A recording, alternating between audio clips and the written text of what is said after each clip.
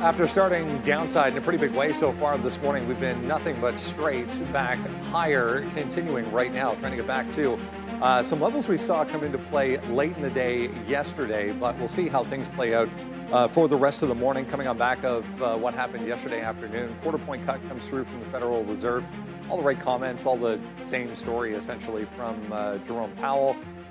He skirted a lot of the questions really and just kind of passed the buck down the road to see what happens. I think January is definitely going to be a pause at this point, just based on the comments alone. Lots of things to get to this morning on the individual side of things. Oracle, the big earnings name moving around here this morning, ORCL, not ORC. In a big way, to the downside we go. New session lows right now coming into play for Oracle. We'll talk about Adobe as well on the earnings front. More to come after the close tonight. It's one of those weeks where it kind of feels like it should be Friday already. A lot has happened between the beginning of the week and now, but today is only Thursday. It felt like Friday when I woke up. I took the day off the gym because the body was falling apart, Brendo. It felt like a Friday. Good morning, guys. Lots to talk about, as Brendo mentioned. Oracle markedly down here, almost 13%. Look, record remaining performance obligations, but also record debt. The market focusing on the latter as opposed to the former, so we'll keep an eye on that. Adobe, good report synopsis as well. And Cisco, 25 years later, finally coming back into an all-time high, better late than never. Warner Brothers also in focus, Brendo. President Trump making comments about CNN. They gotta sell Warner Brothers with CNN. I don't know why he was focusing on CNN there. It might have something to do with his dismay. Yeah, I mean, you would think if there was a sale, there would be new leadership, maybe a new direction, maybe different talking points for that media outlet. But yeah, it was kind of interesting. I mean, we'll see how that deal transpires. But yeah, Oracle continuing to fall here so far this morning. I mean, 225 at the end of the day yesterday. We're down to 195 here. 40% increase on the spend. I don't think a lot of people or anyone really was expecting. I mean, they were expecting it to go up, but 40% increase is insane. And there was commentary yesterday amongst analysts that they would look for different avenues to debt raise or to fundraise. They don't have to always go through the debt market. Record debt, Brendo, record bond offering that they issued.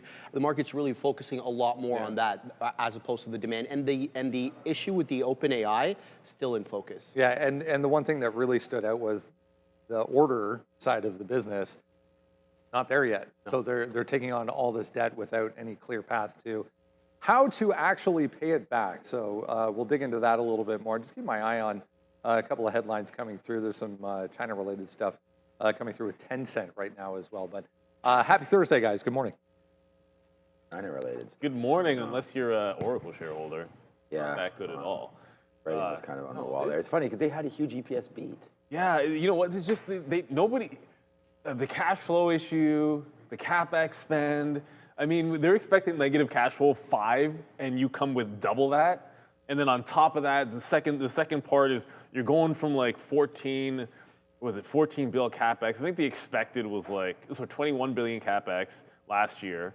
The expected was they would say 35 billion for next year, and it's like 50.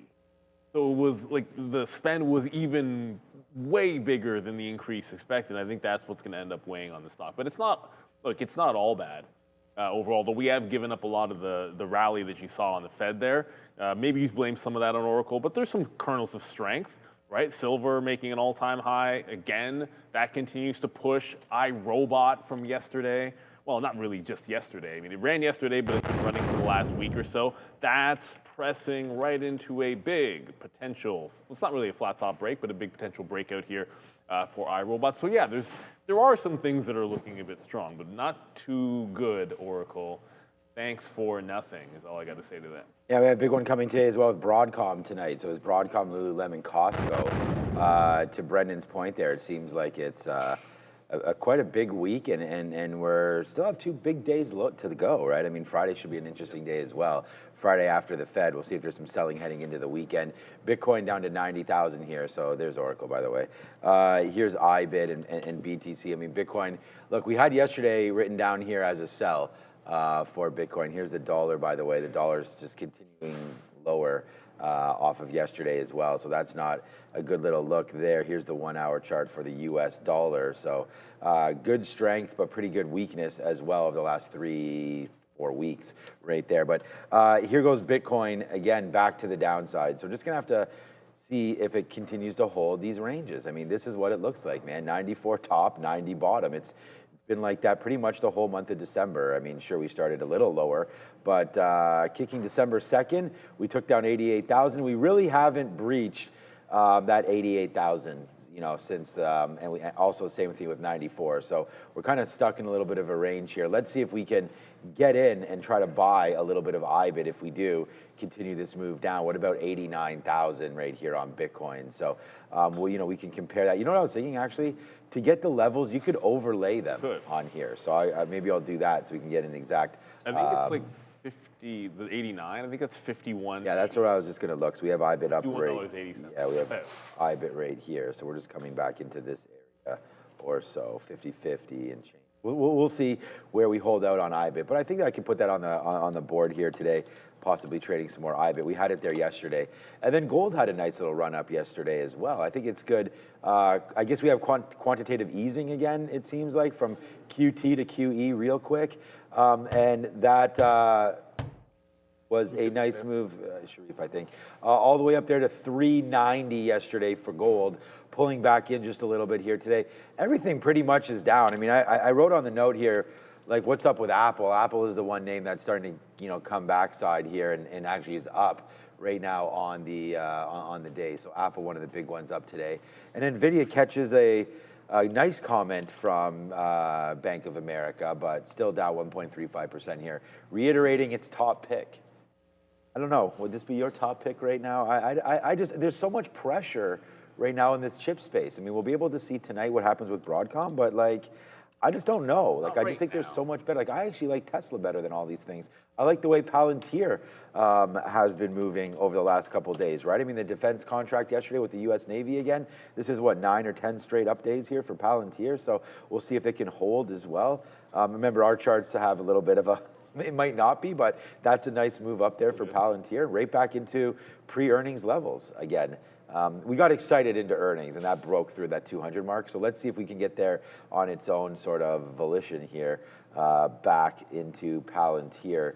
Yesterday was my P&L number 1 as we played off some of those lows. So we'll see maybe if we can get back into there, but held back over 40. I don't know. It feels bad, but not really. Like when you sort of zoom out. Well, you know what? The market recovered a lot. People in the chat actually mentioning the same thing. It was a Daniel B 900 in the chat. If you look at what the overnight market has done, the move from the lows overnight is bigger than the move that we had in the afternoon to the upside yesterday.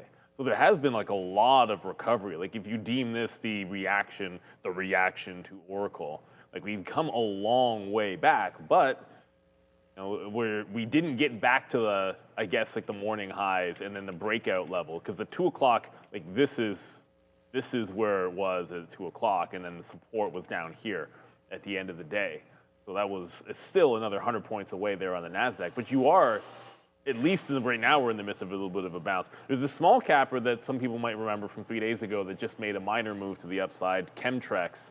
The other day it went to like 20 bucks, all the way back down to the low here, 350.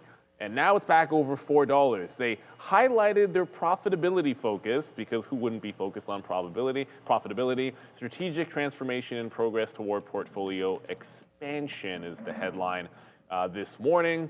So just putting some context, I know it's up 5%, but the stock went like 5x the other day, or at least 4 or 5x the other day. So this move, while nice, you got to put it into perspective. Don't think it's going to do one of those $4 to $20 days again.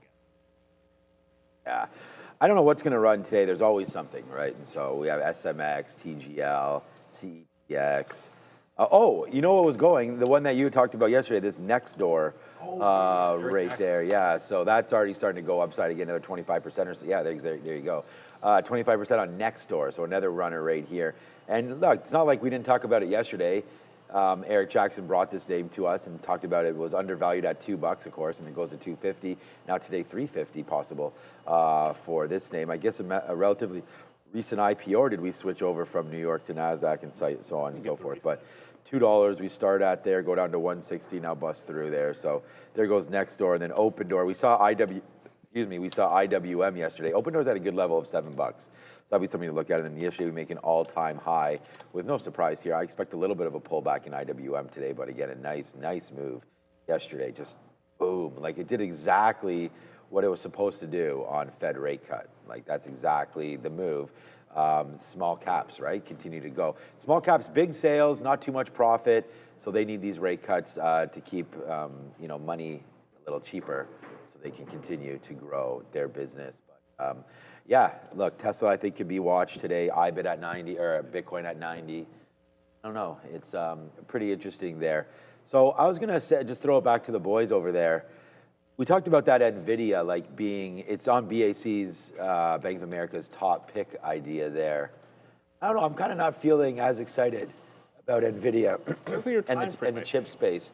I know, but I just feel like 5 years. No, but even just for the following year, even for 26, I think it was such a great 2 years. Like it's just sometimes there's so much rotation, and it's like I could see Nvidia maybe 5 to 10% or something next year, which would still be great. I don't know. Like it's let's just say it goes out at $200 on January 1st. You know, that's another. Do you have? Does it go to 240? You know, do you get 20% next year? If it makes a breakout if it makes a breakout to get to 200, it'll make me feel a lot better going into. I mean 200. I'm not sure it has that. I'm not sure it has that rally in it to get there January 1st. But I think that would be a good sign. If I actually was going to throw up Alphabet here just because I think you want a better moat next year, in a general sense. Right? Like I think you want to play things that are either a little more nuts and bolts or have a few more strings that they could pull that aren't all in just on AI. But that's my 2 cents. I think if we got to 200, that'd be a pretty bullish sign. There's only a couple of weeks really trading-wise left, and then the volume in the last week is usually light. I don't know that Nvidia would be the top. I still think in a 5-year time frame I'd be fine with it, but at some point you're going to get what is that deeper pullback, and maybe Oracle is that first sign of it. Let's see how Oracle does the next 2-3 days. If nobody wants to buy that at any point, it's not going to be a good sign for the AI trade in general. Like, and it hasn't caught a bid yet. What do you guys think, Sharif? If Oracle doesn't catch a bid, how do you like the AI space?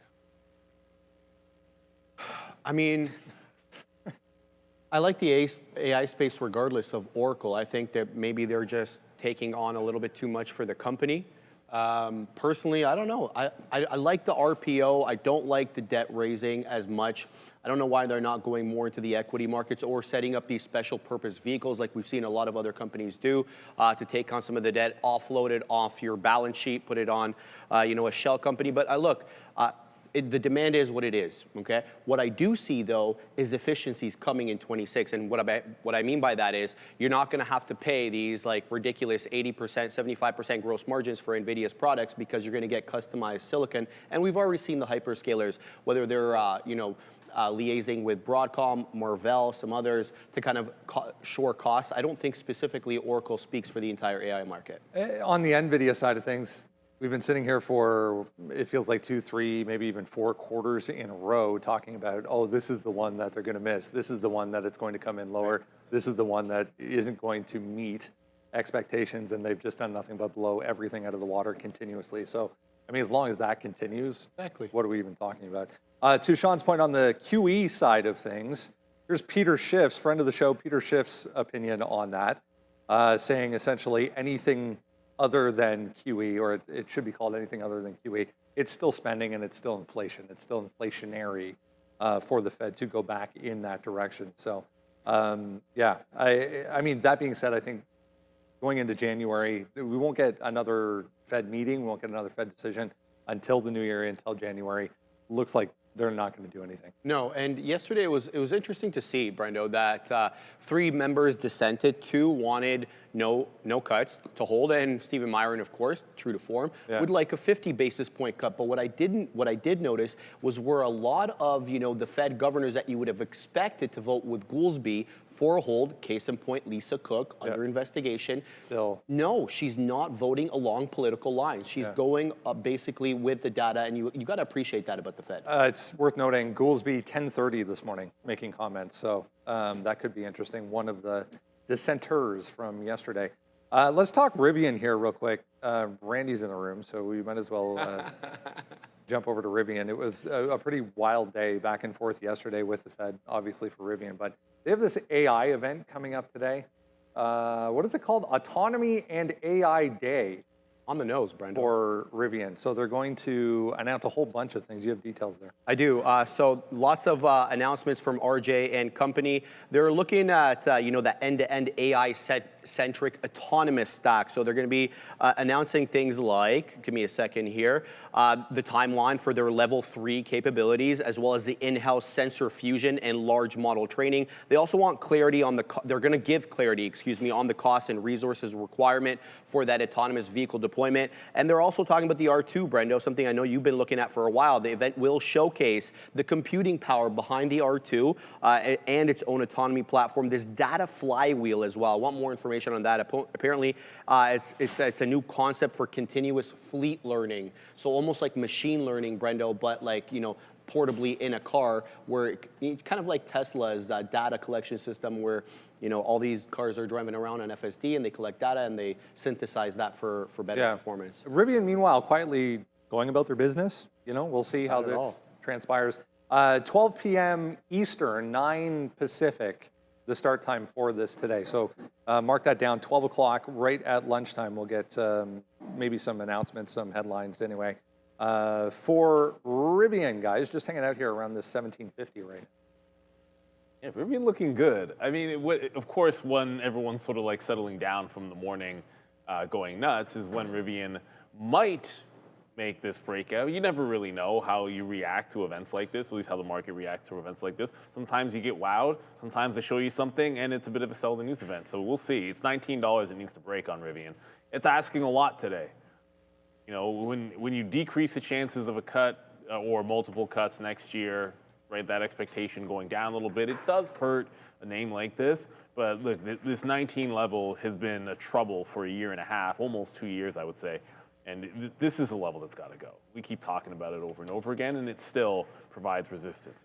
Right now, it's flat at the low end of the range. I probably would take something pretty spectacular, special off this event to get it to go through 19. And then even if it does pop, I think you'd almost be more inclined, just given how far it's down, that if it goes into that type of a level in the event, it's probably a sell, because you got to go 10% just to get there. That's a big ask, or at least 8% or so. That's a big ask. I think if it gets there, it's probably a fade today, kind of like a sell the news on the event. But the breakout, I think, is coming on Rivian. One thing that, it's obviously a positive attribute. It went from being like a strong buy at like $10 to putting in higher lows. Like now it's in a very slight upward channel for a while, for a very long while. Like pretty much like the whole year, it's been sitting in a very clean upward channel, and the only thing left to do is to break out the top of that channel. But you've been doing well if you just bought the bottom here and you sell it when it gets to 17.8. Yeah, I was going to say sort of the same thing there. This is a very news-based market right now, right? And so if Rivian says something that the market likes, you definitely have to watch out for that. So Brendan mentioning there 12:30. So we'll have to wait for that. And then you just want to hopefully not have something like this happen. So just play the momentum.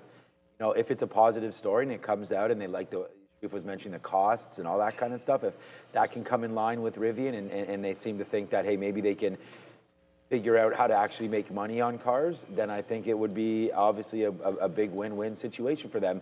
But you're just coming into those levels again. So it's been a huge, I don't want to say a huge year for them, because it really hasn't been. We sort of started the year on Rivian. If you go back to January, it's right here, $16. Up to 18 is a great look. Getting a little toppy here without some news, so we'll wait for today. I think it's perfect timing. It's going to come out, and if, like I said, if the costs can get wrangled in there, and we do hear positivities about that R2 and everything like that, then I do think it's straight ahead there for Rivian, and watch out for that 19 break. And then look at $20. Once we get to 20, then it's all roads ahead. Right there. Yeah, I did see someone post this. That's pretty cool. Yeah. Surf City Films, thank you very much. Check out the Afila 1 by Sony Honda Mobility. Okay, you got the NDA lifted, so you can say that your wife, Amy Breedlove, congratulations to you, is the voice of the car's AI. That's pretty cool. So everyone gets to hear that voice. What was it, Scarlett Johansson? There's that one movie where she's the voice of the AI there. Me or something like that, or something, I don't know. That's called again. But that's cool, yeah, awesome. I wonder what that looks like. Do you get paid like every time someone asks it a question? Is it like a per use basis? Well, that'd be pretty nice. One-time deal or what? I'm guessing not, but. No, I talk to Grok in my car. I have, you can set it to various different voices. So I think that's pretty cool. So congratulations for that one. Honda. Yeah. That's stock we don't look at too much. I don't even know what the symbol is. We know Toyota Motors is TM. Over there, I'll probably HON maybe, I don't know. But yeah, cool stuff there. I'm excited for what AI can do for cars. I think it's just, it creates, just if you have kids in there, it can tell stories to it real time and do real stuff like that. Same kind of stuff you're using the large language models for. It doesn't hook up into the brains of the car for Tesla or anything yet. It's just literally like talking to it on your phone. But that's pretty cool. You know what's funny? You mentioning Grok. No word of a lie. Grok's an actual word, but you never hear it in any context, except for the book that I'm currently on right now. It's like a sci-fi by Robert Heinlein. They use the term Grok all the time because it's like some dude who's like a Martian, and a lot of the story is in his head and what he's thinking, and the Grok is to understand something, and so like he says he's grokking this out all the time in the book, and I have never heard that outside of the context of. Isn't Grok a Marvel character? Is he? Grok. I don't know. I feel like it's some sort of a super. Oh, Groot. Groot is. Maybe that's what I'm thinking about. Groot. It's a word that nobody uses. And Groot is that big ass it's tree, in isn't vernacular, all because of. Yeah. Well, Elon's doing something. It shows he's a big time sci-fi nerd, obviously. Makes sense. But I think you know who is an options nerd? Oh gosh. Joe. That's who. All right. I'll take it. Good morning, everyone, and happy Thursday. Hey, I'll take it as an options nerd. I like this stuff interesting. All right, guys, let's get right into it here and see what we got going on with some of the activity from yesterday's session. At the top of the list, we have Palantir. Yes, another military contract, this time with the Navy, guys, at that $190 strike price, expiring this Friday. We're sitting around 37,500 current open contracts, and then volume around 66,100. So some substantial volume coming in there. And once again, guys, just to remind you, just because we are looking at calls doesn't necessarily mean go long. And what am I leading towards here is, and that's going to be Oracle reporting yesterday after the bell. Check where that high was on that report, and it's going to lead you to roughly right around $231 and $230, where we ran into a supply zone, and we have come nowhere close since that point. Open interest sitting around 15,000 contracts still currently open, so the writers winning on that one, and then the volume sitting around 12,200. Now, as for SoFi yesterday as well, too, guys, at that $29 strike price, once again expiring this Friday. We're not heading over to that 19th expiration cycle, which has a lot of activity, but not so much on these three names. Open interest sitting around 35,100 contracts, and also volume around 8,350. All right. Now, as for the call of the day, the strike price 688 on the SPY, guys. Lots of activity. That's going to be expiring once again tomorrow. Volume sitting around 27,000, and open interest still around 10,800. That's going to grow substantially in the next couple of.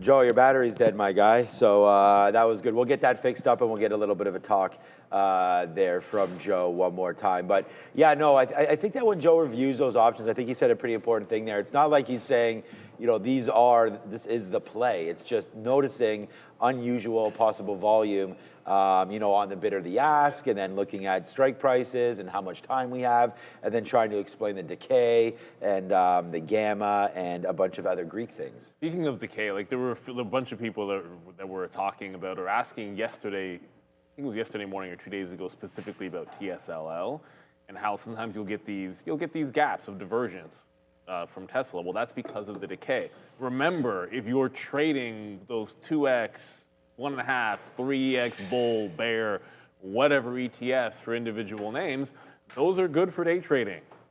They are, you can swing them in a short term as well even, but the more you move out, the less they're gonna be viable because of decay. One of the names on that list was, well, I mean, one of the names that Joey was talking about there was SoFi, and we'll come back to him for sure to be able to get, because I know SPY was his play. We want to make sure he's able to explain that.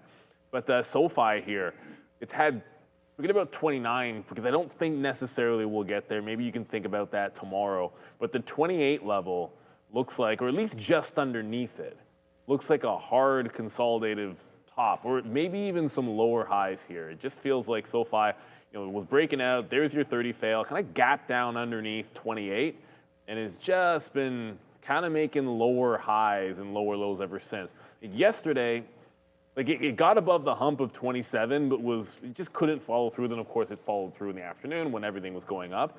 But yeah, these distinct lower highs in SoFi. If it can break that pattern, good. But for now, I think if you just sort of wait for it to get up in around the 27.5, that could be a bit of a fade spot today. Just doesn't look like it has the buying on it that it did before. All right, do we want to go back to Joe or back to the desk right now? Are you ready to go, Joe? Okay, we can go back to Joe. Let's see if he can just finish up his talk there, and then we'll get on with everything. All right, guys, welcome back. All right, yeah, let's just finish this up here, and then later on we will get into some upgrades and downgrades, some interesting stuff. But once again, guys, we're going to be looking at that $688 strike price here that's going to be expiring Friday. You can see that the bid and the ask is still relatively tight, and I mean, by all means, it's $2. You're paying $2.57 here for obviously the puts, and then sorry, not the puts, but on the bid, and then as the ask, you're paying $2.59.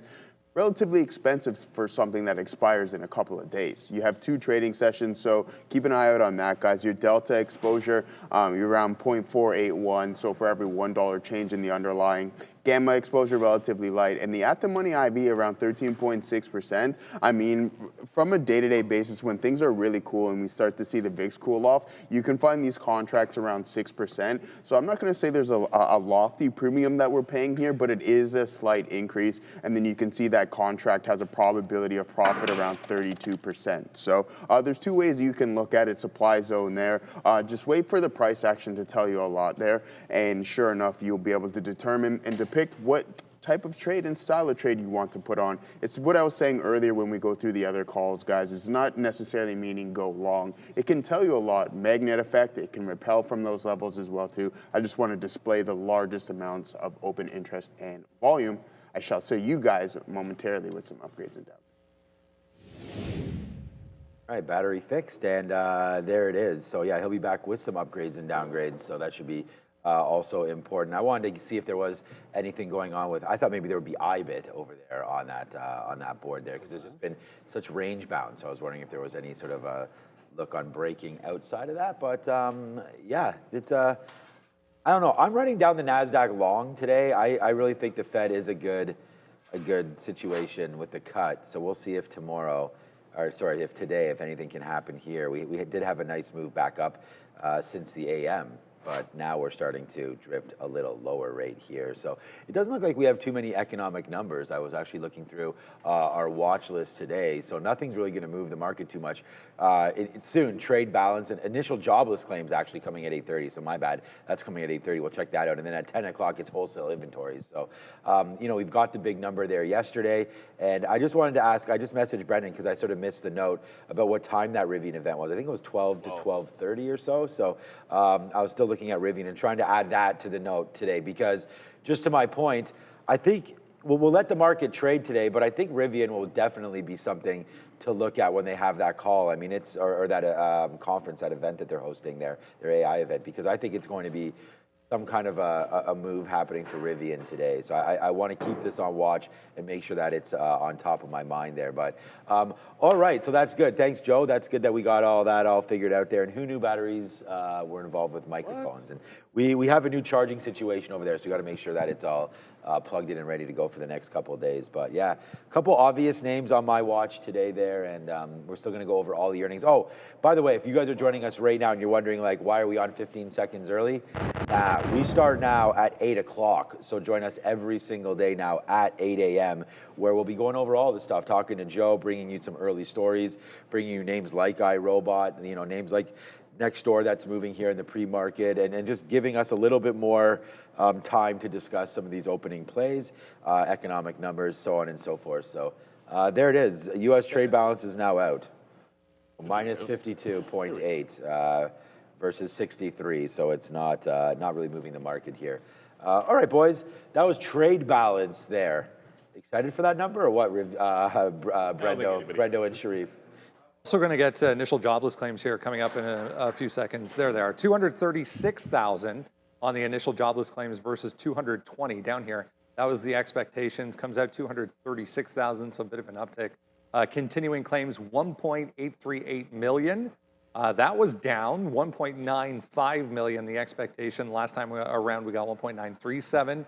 4-week average, 216.7 versus 214.7. So across the board, a beat overall, but that number really hasn't moved the market in quite some time. So we'll see how that plays out over the rest of the morning here. But yeah, the import side of things, again, these are balance of trade data out there this morning. These are September numbers as well. So we're still working our way through this backlog of data we have. With respect to the trade imbalance, I'd like to see the year-over-year comparisons, especially with tariffs, to see if tariffs are having the effect, the desired effect that President Trump has instituted them for. With respect to the jobless numbers, that was front and center yesterday at the FOMC meeting. Chair Powell basically saying, look, with respect to the inflation side, it's more of a concern for an uptick. The opposite for employment, as that number continues to grow a little bit, unemployment that is, and that jobless claims number is interesting to look at, Brendo. I wonder if that will factor into the decision that they make in January. Yeah, if anybody wants to read through that, there's the headline for you. You can have a look yourself for that. As far as the market is concerned, coming back to the downside ever so slightly here, we're going to connect with Luis Barbado coming up here in the next couple of minutes, hopefully. Get some small cap talk from Luis, see what he's looking at this week. One of those weeks where we get the Fed, we get a lot of people focusing on other things outside of the small cap world. So it's always good to remember. There's been some crazy movers. I mean, you guys have been all over those on the midday show. So we'll see how he's looking at some of those. I wanted to talk about this SpaceX thing. I don't know if you saw it yesterday, but this headline or article came out yesterday suggesting SpaceX could come to market as soon as next year at 1.5 trillion valuation, which would instantly, never mind Elon's pay package from Tesla, this would instantly increase Elon's net worth from, I think yesterday it was around 468 billion to, it was like 900 plus. It's ridiculous. Just on the IPO. He owns substantially more in SpaceX than he does in Tesla. So any huge pump in valuations for SpaceX fundamentally changes the equation a lot more than it would for Tesla. You know, he's always been criticized with respect to how he deals with Tesla as like his public company piggy bank. He wants to raise and do whatever other financial maneuvers with Tesla. But I'd really like to see what kind of demand we get for the IPO and what kind of dilution, not dilution, but how much do they put of the float into the public markets. We've seen a lot lately, Brendo, of companies coming to market only with like 10%, 15% of the actual float. So should be very interesting. I guess you have to ask the question, or it raises the question anyways, of why at this point. I mean, to give access, obviously, to the public and bring in more investment dollars, but it's super successful already, so it's not like they need to be in a hurry with this. So they're saying that they want to raise $50 billion, and listen to what he wants to do it for. So he wants to put data centers in space, okay? He does. He's like, there's no cooling system there, Brendo, and the latency, especially with Starlink really improving, it should be really good. So I think that he wants to actually have the capital to be able to do that. And then, speaking from the other side of his mouth, saying we shouldn't really go public unless we've gone to Mars. Yeah. So, Elon, typical Elon, a little left, a little right. Trying to find the right direction for SpaceX, but that's just staggering. Like doubling, essentially, his net worth if that thing came to market at 1.5 trillion, guys. Pretty impressive. Oh yeah, and you can already see since that story started emerging, potentially for a next year IPO. Destiny, what is it? What do they call the Destiny Tech 100, which is, I guess, one of the ways that you could be invested in SpaceX right now, because this fund is 23% of it is SpaceX. A bunch of other startups as well. I mean, you can even call them startups. Private companies. To call these things startups at this point is just kind of ridiculous. They're just private for a heck of a lot longer. I'm sure there's a few startups in here. But I want to remind everybody, while this is doing well, it's up 11% today. I think it was up double, maybe like 12 or 13%, whatever it was yesterday. When we were looking at the fair value, and I just asked Gemini what the most recent fair value, just taking all the most recent funding levels of all of the companies that are in the Destiny 100, and it spat out that at the time that it was at about $20, the fair value was like 10 or 11, so just over 10. So as of about late November, this was trading like 2 times the theoretical value of its fair value of its holdings. So this is probably a decent trading vehicle for more momentum, but from a valuation standpoint, like we're talking about the actual prices privately of the things they are holding, you're paying a premium to be in Destiny. But the volume and volatility has been picking up the last couple of days, obviously, with this announcement. Clearly, it would be a crazy IPO for SpaceX next year, and everyone understands that. But yeah, this is one way that you can be involved in some of that hype. Just want to provide that caution that it's not necessarily the most sound mathematical investment. You're also seeing right here another way, ASTS here. You could get us ASTS space mobile right there. So ASTS, you get involved with this name. You can see it's had a nice little bump just over the last couple of days as well, probably on the back of some of this. So, you know, as we start to think about it, there's Virgin Galactic as well, SPCE.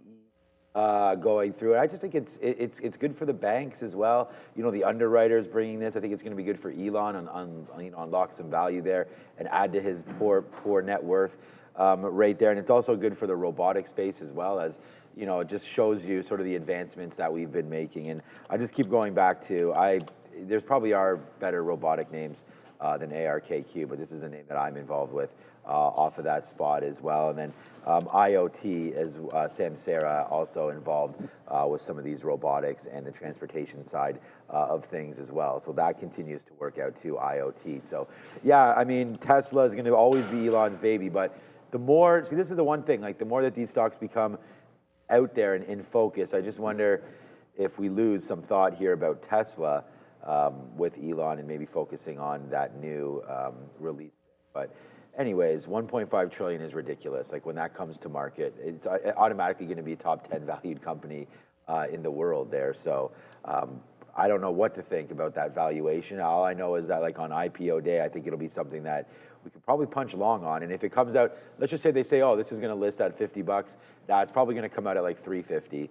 Like the demand that's going to be behind that name. Like you saw Rivian, how crazy that name was when it first showed up. Like those of you that are maybe late to the game on Rivian or don't know the history of it, like Ford had a piece of Rivian there, and when they IPO'd it, it was all the rage, and it came out, man, at like $108, ripped up to 180 or something that day, and then just came right back in like crazy there for Rivian. So not that this is what's going to happen with all IPOs or anything like that. But again, like a new technology coming through, a good name, trying to fight Tesla, boom, down to the downside, they're unable to make money. Remember, the market still looks for profitability at some point, right? So I don't know exactly what SpaceX numbers look like, but that market valuation seems pretty frothy to me, but who knows where we're going to go. I'm excited for it anyways. I think it's great for the market, you know. More names to trade, more liquidity coming in. I just wish they do it sooner. I think it'd be better for the market if some of these companies. Did they say a time? I missed. Not really. It's just speculated for next year. I think who was it? Oh, in 2026 though. Yeah, 2020. Okay. Potentially 2026. I think what was it? OpenAI saying 27 maybe, and then it was OpenAI. I'm not that excited about OpenAI. Who was it that said they were going to come before next year in the AI space? There's been a couple names. I think we're supposed to get one Bitcoin just broke 90,000. Oh, yeah, IBIT just lost 90K. What was the other next? Well, OpenAI, SpaceX is a big one. Was there another fintech name? No, there was specifically there was an AI name. It'll come to me. Yeah, it doesn't really matter. But we haven't had I think for the end of this year, there's like one small one that was in the healthcare space. It was Trying to see supposed if to be anybody- next week, and then that's pretty much it. Then we're waiting for next year for any major IPOs. But yeah, it was Anthropic. Thank you. Fundamental earnings. Anthropic said they were going to come out, and Yeah. they're projecting profitability. Projecting profitability before OpenAI, for what it's worth. But that's one we can look forward to next year. All right, let's continue along here. Just seeing Canadian import data coming through here. Canadian import side of things, downside 4.1% in September. That was led by gold specifically. That might not be a good day for the Toronto stock market as a result.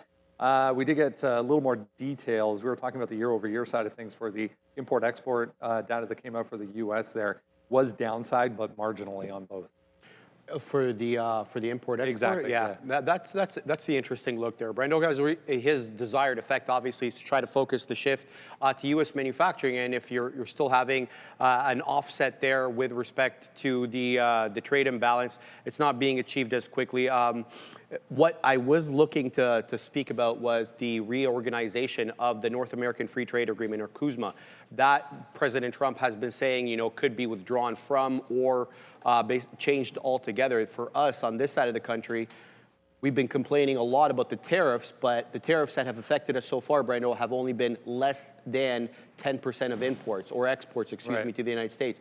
Over 90% is covered by CUSMA, or the new North American Trade Agreement, which is up for renewal or amendment next year. So I think that may help shift their cause a little bit. So we'll have to see how that works. I mean, this narrative was being played around or presented going back a couple of weeks or even a month or so ago, in the sense that everyone was kind of humming and hawing over why not Canada? Why not Mexico? What's going on with Canada? What's going on with Mexico?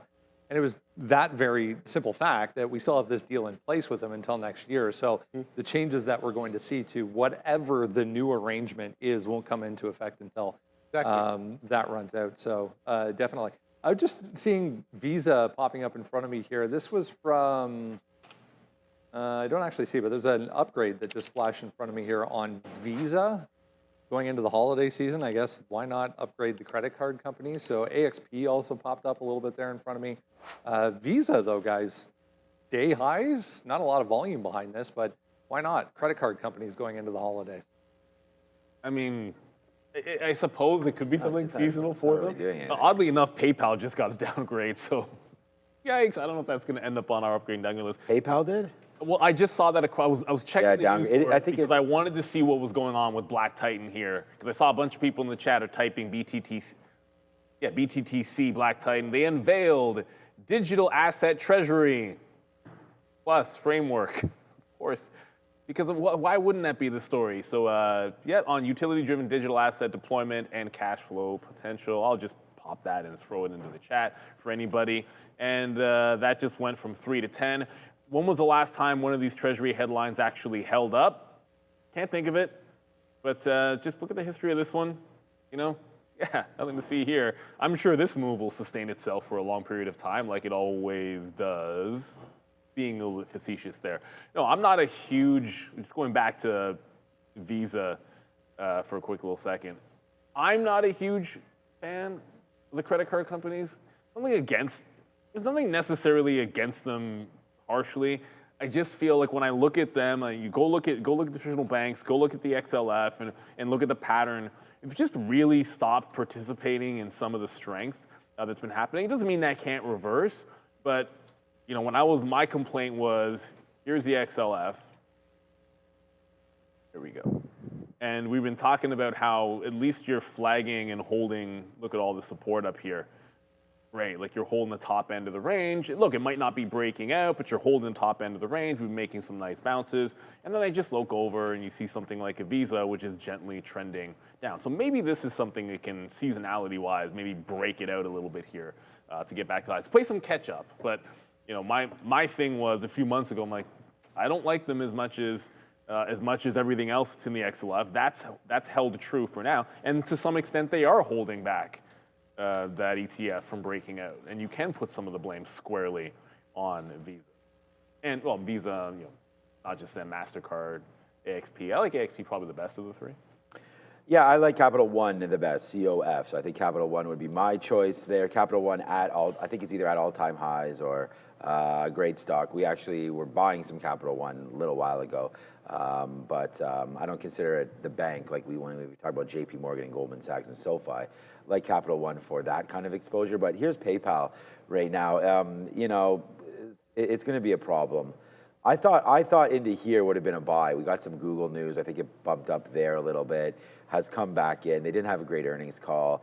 And then right into here, $58. That's looking like it wants to break. The thing is, what Neil just mentioned there, it was B of A downgrading the stock right here. But check out what like their price target was already $93. Now it's coming down from buy to neutral. So it's not a sell or anything like that right now, but down to $68. So even if they're right about $68, that's still like 15% from here back upside. So if this is their target right in the middle there, it's not super attractive to me to get involved with this. We still have some downside moves here. I like PayPal. The name that I was thinking about that could come public was Stripe. So there's PayPal, Stripe, XYZ with Block as well. So Stripe could come public at some point this year as well, or next year as well.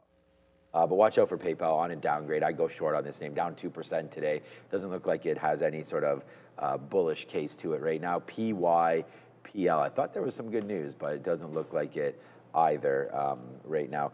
Okay, we have, Joe already came with his options. The mic has now been supercharged. And yeah, we have a Tesla supercharger over there for the mics, so that's all good. So that's what's happening right now.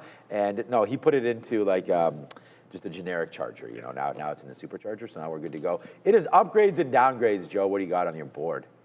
The battery is reloaded, Katina, man. We're ready to go. All right, guys, let's take a look at some of the activity. Brenda was talking about Visa not too long ago, and so were the boys, so we'll get into that momentarily. But at the top of the list here, we have Roku going from an underperform to a buy here, guys, by Jefferies, lifting that price target to $135.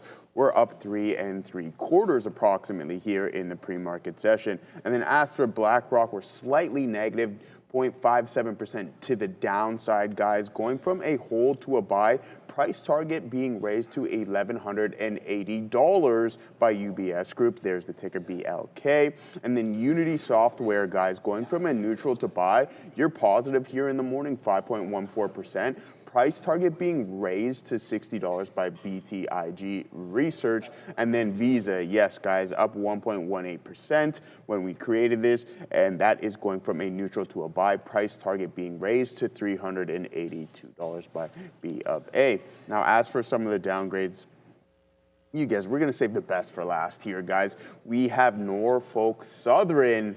Yes, going from a buy to a hold, slightly negative here in the pre-market by Deutsche Bank, guys. NSC is that ticker, and then TELUS as well, too. Slightly positive here, you have 0.15%, going from an outperform to a market perform there, guys. So a downgrade on TELUS, and then Union Pacific, UNP, going from a buy to a hold by Deutsche Bank as well, too. And then Oracle, once again, reporting after the bell, down a substantial almost 13%, 12.95%, guys. Getting that price target lowered by BMO Capital from $355 to $270. Not too good of a look, guys. Thank you, Joe, and love the work you put in. Love how that board looks. So you look at the downgrades, and they're terrible for Oracle, but it's like it's flashy, so maybe you don't feel as bad as an Oracle shareholder. This guy's killing it. It's like, yeah, man, at least it looks good. If you're an Oracle shareholder, 13% to the downside. No, but let's talk about the positive. It's almost, you know what? Some days you should end on the upgrades instead of like talk the upgrades and always the downgrades. Yes. Because I feel like, you know, you mentioned Oracle last there, but hey, let's not forget about Unity. Unity. We have to. Every time Unity makes a 52-week high, we got to shout out the Chappelle Show, Rick James. Well, also, I mean, Unity by Rick James, just a good song, because Rick James was just great. But Unity, another 5% up today. And this is a stock that's having a fantastic run and a fantastic year. Just taking the stairs up again today. Look at the double top. There's not too many names that are like clean breaking out that aren't small caps today, to be honest with you, that are above what we like to call the Fed level, so like the Fed afternoon resistance, that's usually a pretty good spot. Like where you find bids and where you find resistance after the Fed, they're liquidity points. So this one actually has a theoretical bid, about 50.5 under here that you could look for as well. Ooh, and TD Baker with the super chat. Yeah, we've got a story here. Black Titan shares are trading. Here it is, right here. BTTC. So this is Black Titan shares are trading higher right now, like crazily higher, after the company unveiled its digital asset treasury plus framework and launched Pillar 1, like as if I know what any of this means. Focused on utility-driven digital asset deployment and cash flow potential. So zero idea what that means, but there it goes, man. BTTC now, Black Titan, just getting going right now. And a big congratulations. And here, let's put that back up there, because I did not mean to get rid of it there by showing it. There it is, man. $2,000+ Let's go. for TD Baker. You throwing some TDs? TD Baker Mayfield, is that what that is? Would not have happened without you guys. Thank you so much. And a special thanks to Darwin. So shout out. This is another reason why you just got to get into that chat, man. I mean, you know, you guys put out these names. I don't know if Darwin sniffed this out or had it early or what, but congratulations to Mr. TD Baker and everybody that's involved with this name. I feel like this is something that you would have expected. Like, it doesn't seem like it's an announcement out of the blue, but if you're looking for something, there it is right there. They just announced Digital Asset Treasury Plus Framework and launched their Pillar 1. So those of you in the chat that know anything about this, you know, maybe inform everybody, but there it goes right now. And what a great community it is in here. Make sure you do hit the like, the subscribe, get involved with us immediately, right? Like, so you gotta, let's send YouTube going here. Like, obviously I have to refresh this, but there's probably a couple thousand of you watching right now. And we are on the air now at 8 a.m. 4,000 watching, 400 likes. Let's get that like button going as well. And if you hit join right here, for just $5 a month, all these fun emojis, you get to support the show. You don't have to super chat, nothing like that. We'll acknowledge you when you become a member. We have some members here that are 30, 40, 50 months with us, members. And right now, we've just added Sharif's morning note. So everything we're talking about in great detail, not just the random stuff that Neil and I talk about. This is in-depth, actual, factual stuff written by Sharif during his note there. So go check that out. Members-only privileges. $5 a month, otherwise known as like 25 cents a day. I mean, pretty hard to beat that for the information that's available there. Just subscribe once, and then I'll, you know, right there, you'll see the value of it. There's often memberships given away also in our chats. We want to thank you and everybody for that as well. Once you see the value of it, I'm pretty sure you will be impressed. So definitely for $5, I think it's worth it. Less than a there we go. morning paper that anybody would pick up. Look at this, man, a trader and a salesman all at once. There's a new member right there. So Kim, go check it out. Here it is right here. Here's another one signing up right now. Thank you so much. 40, here we go. This is what we're talking about. I love getting, you guys message me on Instagram all the time and I try to respond. There's some viewers that are like in the top 1% of our viewers, and even more than that, watching us. We had someone that watched us for 368 straight days or something, sent me a message. So I want to thank everybody for all of that. But there it is, man, a couple new members. And trust me, just go read the note. Once you read that note, you'll realize that there's nowhere else to go. So anyways, trust me, bro, on that one. Randy in the back, always working hard there. Randy, pretty soon I'm going to get up, Randy, and I'm going to get you a coffee, my guy, with some Italian cream in it. And he's already got the brekkie. What is breakfast? Yeah, I heard it was pastry. Omelet. Oh, okay, good, because it's saying it pastries on there, but I guess they got rid of that. No, Randy, you keep working. I'm going to get you a coffee, my guy.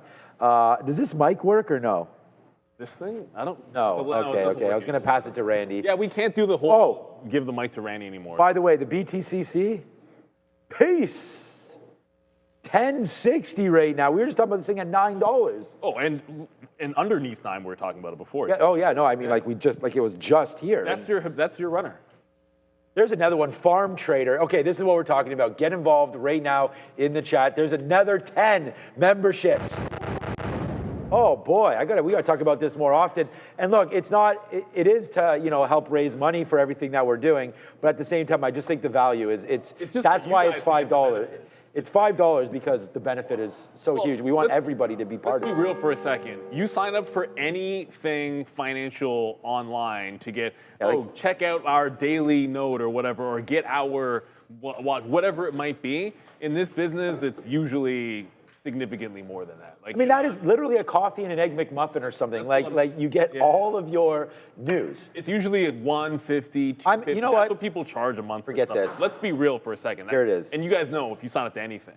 Okay, look at all this news on Oracle right here. This is one full page, including trader takeaways, guidance, outlooks, support and resistance, key levels, right? Okay, that's one story. Well, we haven't even talked about Adobe yet. How about a full other page of Adobe? How about this synopsis talk? How about Cisco? How about LLY? Like, these are stocks that no matter what you're talking about. What about Warner Brothers Discovery? Like, this is not just full of AI stuff, man. There's Waymo, like Nvidia. Like, when Nvidia is the 8th story, you got something going on here. There's Rivian and AI. I didn't even realize this was happening today. Here's a whole page and a half about what's expected from Rivian. What the heck's going on with Gemmy today as well? Like, there's just so much. No, Randy. Ford is not on this list. Come on, Randy. We always talk about Ford. It's good enough that Rivian's on the list. You asked about Ford. There's another member coming in right now. All right, guys, just thank you so much, man. We just got 15 memberships right there, and all we're telling you to do is get more information. I think it's a great opportunity right there. This BTCC, by the way, is now $12 right here. Get rid of that stupid money thing. There it goes. $12 just got touched on BTTC. So, wow, man, money's coming in for anybody that's long on this one. Shorted at your peril, apparently, here. BTCC going absolutely insane. And before I throw it back to them, because Brendan's like, shut this guy up for sure. All right, I just want to see what the short float is, and then we'll throw it back. BTTC. It's the float, not the short float. Yeah, that's so both. The float is 4 million. That's actually not that bad. The short float can't be right, 0.33, but that's going to be elevated very, very soon. So, oh man. Oh, did I just say $12? How about a 9 handle now? But remember, BTCC, absolutely wild. You got to keep in mind for those things. Like, it's about soaking up the float more than it is the short float. It's already done 4.5 times what its float would be. So that's the whole idea. Like, if somebody gets a gigantic long position in it and doesn't sell, then effectively there's limited shares out there. So the small numbers that are short-term shorting it, there's just less availability, not as much liquidity because someone can be hoarding a bunch, and then you get the run up. It's easy for them to churn out through it. So it is a reason why it's more volatile without a big short float. But on the back end, it does mean that it can fall a lot faster. So you make sure you bank those profits, everybody. Let's get back up to this. Almost 9 o'clock. Time flies when you're having fun. Flies when you're having fun, yeah. A lot to understand going into the open here this morning. Just keep my eye out. There's a couple more analyst moves coming through here for Oracle right now. Yeah, Visa continuing as well. Back to the upside. Do you want to run through that again? There's a couple people in the chat. Sure. Just asking how to get their hands on your morning notes. So Absolutely. One more time if anybody missed that. So guys, just head over to the YouTube homepage for Trader TV. Just click Trader TV right at the bottom there. It takes you over to this section right there. As you see, it says posts. Last one right there on the right. You click that bad boy, scroll down, you'll be able to see it there. I'm not subscribed, but if I can flip the channel over here, we can go to the show's homepage. There it is. So you click posts, and it'll say members only in green right at the top there. Posted about an hour ago. Big thumbnail right there. Brendo saying Sharif's morning note. Hit read more. And there it is. There's the link right there. It takes you to the Google Drive. Lo and behold, shows up right there. It'll be bright and early, 7:45, 7:50, about 10 or 15 minutes before we come on. There you go. Take advantage of that. Absolutely packed with everything you need to know in great detail. Trader Takeaways, great addition there as well. Berkshire, wanted to mention Berkshire real quick. Gave it all back yesterday. Had a nice move out of the gate yesterday morning up to 495, 496. Gives it all back after the Fed. Here we are chopping around basically flat. There's a lot of people with opinions on this January 1st deadline. It's not really a deadline, but it's the transition day, official transition day from Warren to the new administration. I was just reading through a point form note from someone that just came out, essentially saying they should, not only will they, but they should definitely move the company more towards a traditional type structure, maybe a dividend, maybe, price, like look at the pricing of it, maybe adding some liquidity as far as their shares are concerned. But I mean, given the history, given what built that company, I feel like it's going to be very difficult for them to get away from that, at least in the near term. Absolutely. No, I got to agree with that, especially with Warren Buffett staying on as an advisor. Brando, he made that very clear. Also, they've lost a little bit of talent, and there's been a huge shakeup in management there. JP Morgan poaching some of their top execs to open up a new division within JP Morgan. So Greg Abel's got his work cut out for him, but you feel like a new incoming CEO is going to want his own people there. So that's kind of part of the natural process. It's going to be really interesting to see, guys. We've been seeing shakeups in the holdings, releasing Apple, getting into some other newer investments. So it's a time in flux now, I would say, with Berkshire, at least until, you know, Greg Abel gets a couple of years under his belt. Yeah, so Jan 1, the official transition day. No more Warren Buffett. I feel like he's still going to have a direct line to someone there that makes some significant decisions. Let's have a look at the market here, and then we'll get into the watch list this morning. Big move up yesterday, guys, after the FOMC meeting, and of course the commentary that came afterwards. So, like we've been talking about, we got right into 6,900, and then we dropped right off a cliff as we got the Oracle earnings, which sent the market down after the bell there. So 6,900 we're going to use again as that level of resistance, Brendo. But we're going to have to take out 68.75 first. That's another level we've been dealing with for the past, I want to say, week and a half. So 68.75 resistance level number 1, 6,900 resistance level number 2. If we sell off for whatever reason, we're going to look right back to that 68.25 that we've been defending now for over a week. All right, if you haven't done so, that's the free one. Jump down to the description in this video right now. Top link will get you to the sign-up page if you want the free one as well. That is available to you. Everything that's moving around in the pre-market. Quick little description on why. You get some economic data points coming up for the day as well. Let's talk about Oracle here. We touched on it briefly to kick things off this morning. Just briefly here, Disney, OpenAI reached landmark pact to bring beloved characters from across Disney's brand to Sora. Huh. You're going to be able to make your own cartoons, I guess, via Sora through OpenAI. So again, Disney and OpenAI, landmark pact to bring beloved characters from across Disney's catalog into the video gen software of Sora. Anyway, Oracle trying to hold here.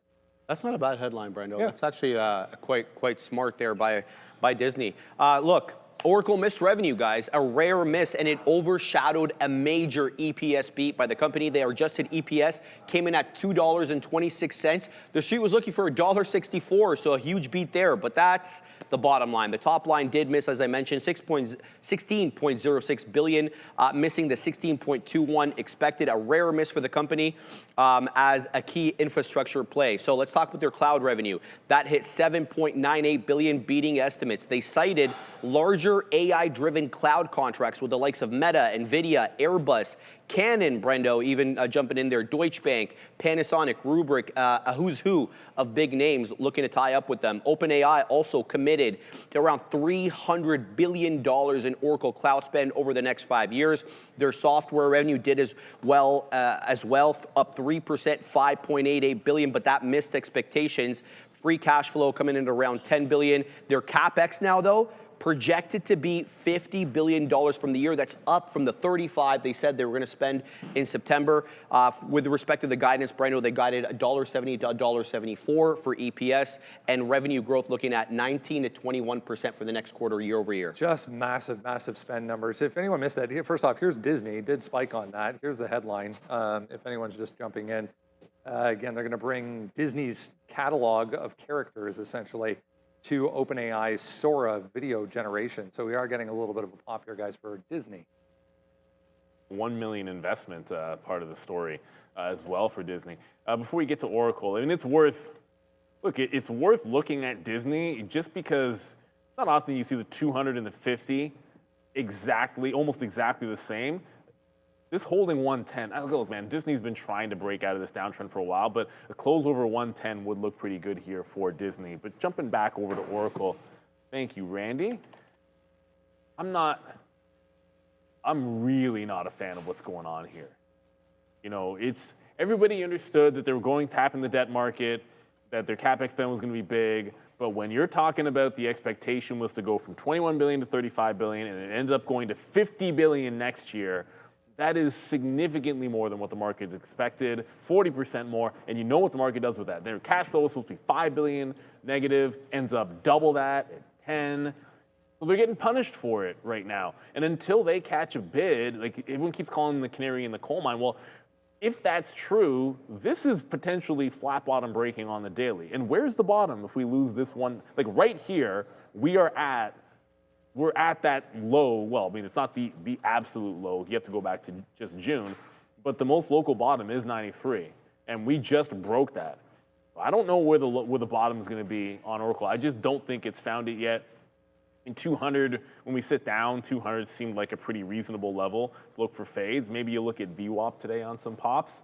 But yeah, it doesn't look very good for Oracle. To say that it imploded, I mean, it's been imploding.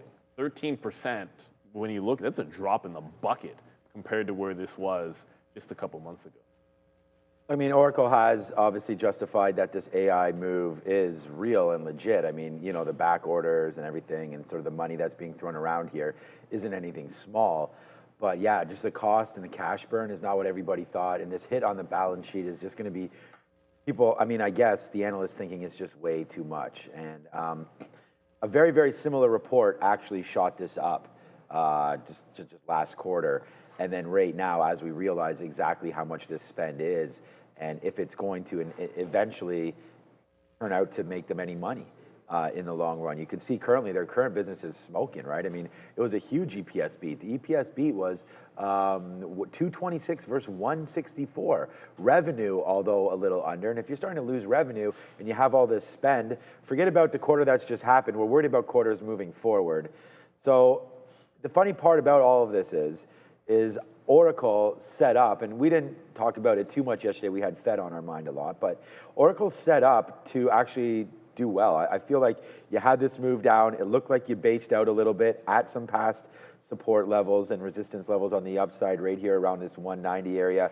We held it pretty good. We've already been back under here. It's not like this is a new space for us, but it looked like it held good there, broke through the 50 period moving average, the 200, started to get going again right there, and then this happened. So I would say this is definitely not a buy until we clear at least this 230 area back here. You want to get back to where we were pre-earnings.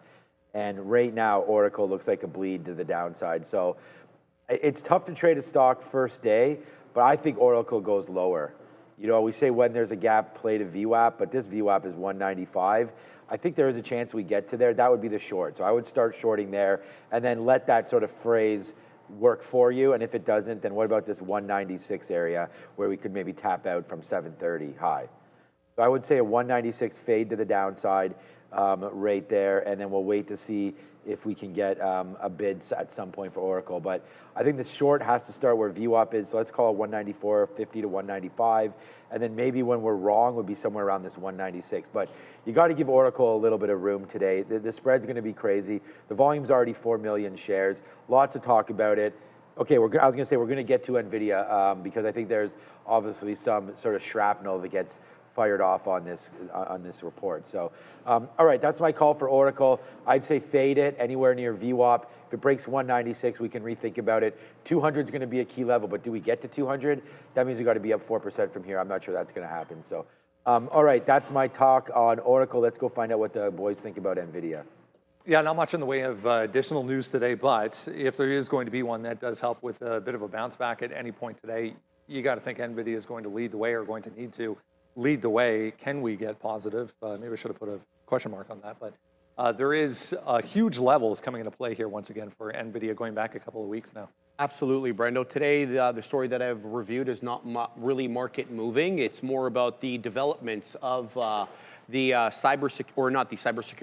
the chip restrictions for export. So apparently, Nvidia is developing software that enables customers to verify the location of their GPUs, which is, as we know, a direct response to U.S. pressure to prevent these restricted chips, of course, from finding their way to China as well as other restricted countries.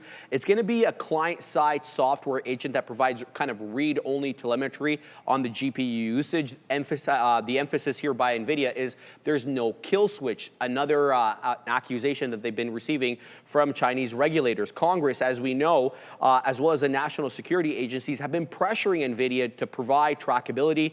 The new proposed Chip Security Act, not yet law, would mandate location verification and export control. Brendo, it's unclear, though, whether the location is determined by customer-provided data or whether it uses IP or some other way of verifying where the chip is, but yet another development in the kind of chip saga. Yeah, not obviously anything that's going to move the stock today, but definitely something to keep in mind, I think, going forward as this race, if you will, continues and this battle towards AI supremacy continues. That might be a little bit of a leg up at some point, you know, for an Nvidia. So again, 180, guys, looking pretty good here maybe for Nvidia.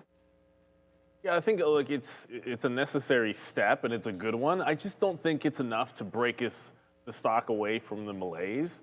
And given, like, I don't see anything that happened yesterday with the Fed or overnight or with Oracle's earnings that's changed the litmus for Nvidia, in which it's just gotten pretty choppy and pretty range bound.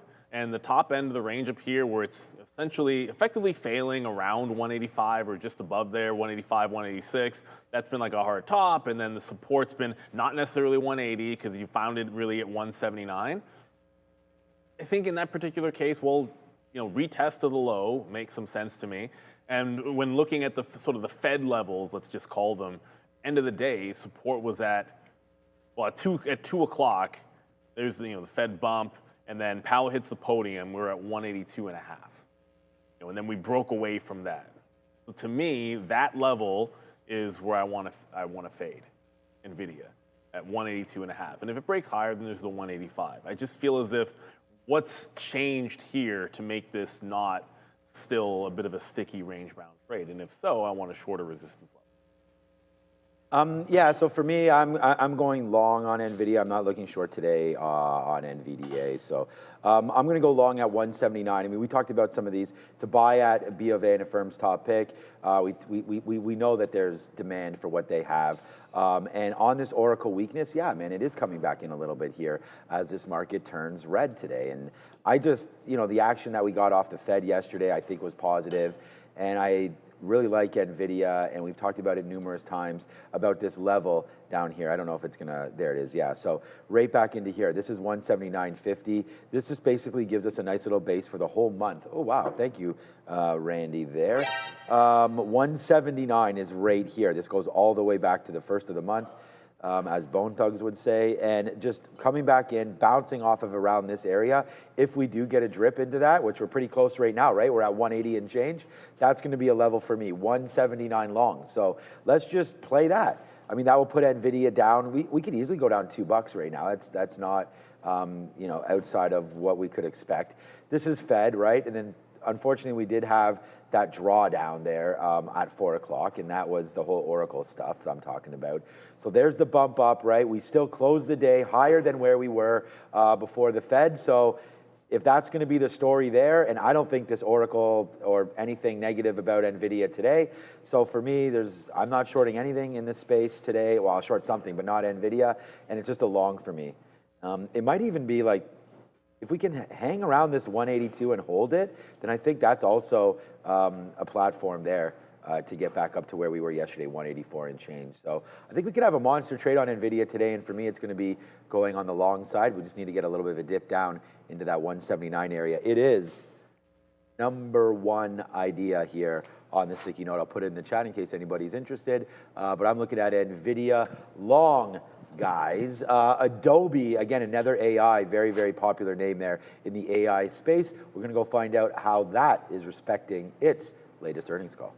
Yeah, coming off in a hurry right now is Adobe back to session lows here. It's trying to bounce, but failing, unfortunately. Not a lot of interest in this so far this morning as far as price action goes. Volume very, very low as well. It's kind of a hit or miss, wishy-washy kind of earnings report. They beat on the top and bottom line, Brendo. They guided decent, but as we know, they've been suffering lately from free competitors. There are competitors obviously online now that are looking to replicate what they offer for cheap or very little. Let's talk about how they issued guidance. They issued 2026 fiscal revenue guidance $25.9 billion to $26.1. That's slightly above the estimates, with their adjusted EPS outlook for the full year as well. $23.30 to $23.50, also surpassing expectations. They're going to change how they report their data, Brendo. They're revamping their reporting segments next year to emphasize subscription revenue as well as ARR, annual recurring revenue, which Wall Street looks at favorably. Let's talk about their AI play, as Sean kind of alluded to there. They're investing heavily in generative AI, specifically Firefly. That's delivering traction. Brendo, they've got now 70 million monthly active freemium users. I don't even know what that means, freemium, up 35% year over year. The strength is across their Creative Cloud Pro, their Photoshop and Lightroom. And despite rising AI competitors, Adobe remains confident they will be able to sell their product for a fee and not have to go into the sort of the free market like some of their competitors are doing. It's a good point. I mean, a lot of the competition does off a freemium, I guess is the proper term at this point, version of, a Photoshop or a video editing type of software. We do a lot of, obviously, visual work, whether it's video, whether it's graphics around here for the show. I can very confidently say none of the free versions come anywhere close to doing what Adobe is able to do with their paid version. So to get, yes, you can replicate, a Photoshop product, but to get anywhere close to the end result being the same, still got to pay. Interesting. It's just a matter of how much you want to go and which direction, guys. Yeah, this earnings here puts them into the teens for EPS. So I mean, it was going into this a 4P of 14. And obviously, it hasn't been good. This is a monthly chart here of, oops, that always happens. There we go. Monthly chart here of Adobe. And if it falls into 280, at some point it turns into a value play. Like that 200 period on the monthly, maybe this is the spot. Let it settle down a bit here, because it's making lower highs. So I guess it could also make lower lows and come right into that 200 period moving average. But nothing about this has actually been favorable in market terms, despite what looks like a pretty solid quarter and some decent growth of that Firefly. But yeah, maybe wait for the 280 level. It is getting to that point. Like when a stock like this gets into the teens and ends up with like a 14 PE, if that gets any lower, there's going to be a bounce. I'd wait for the 280. I don't think there's a trade today. When it's moved 1% on an earnings day, I don't think you want to trade it today. But it's worth keeping track of, in case we get, and that would probably be sometime next quarter or maybe mid next year. If this continues to slide, yeah, that 280 looks pretty appealing to me. I actually think, what I was waiting to hear about was like what Brendan was just saying right there, and that is that, they do have a premium product that is pretty awesome.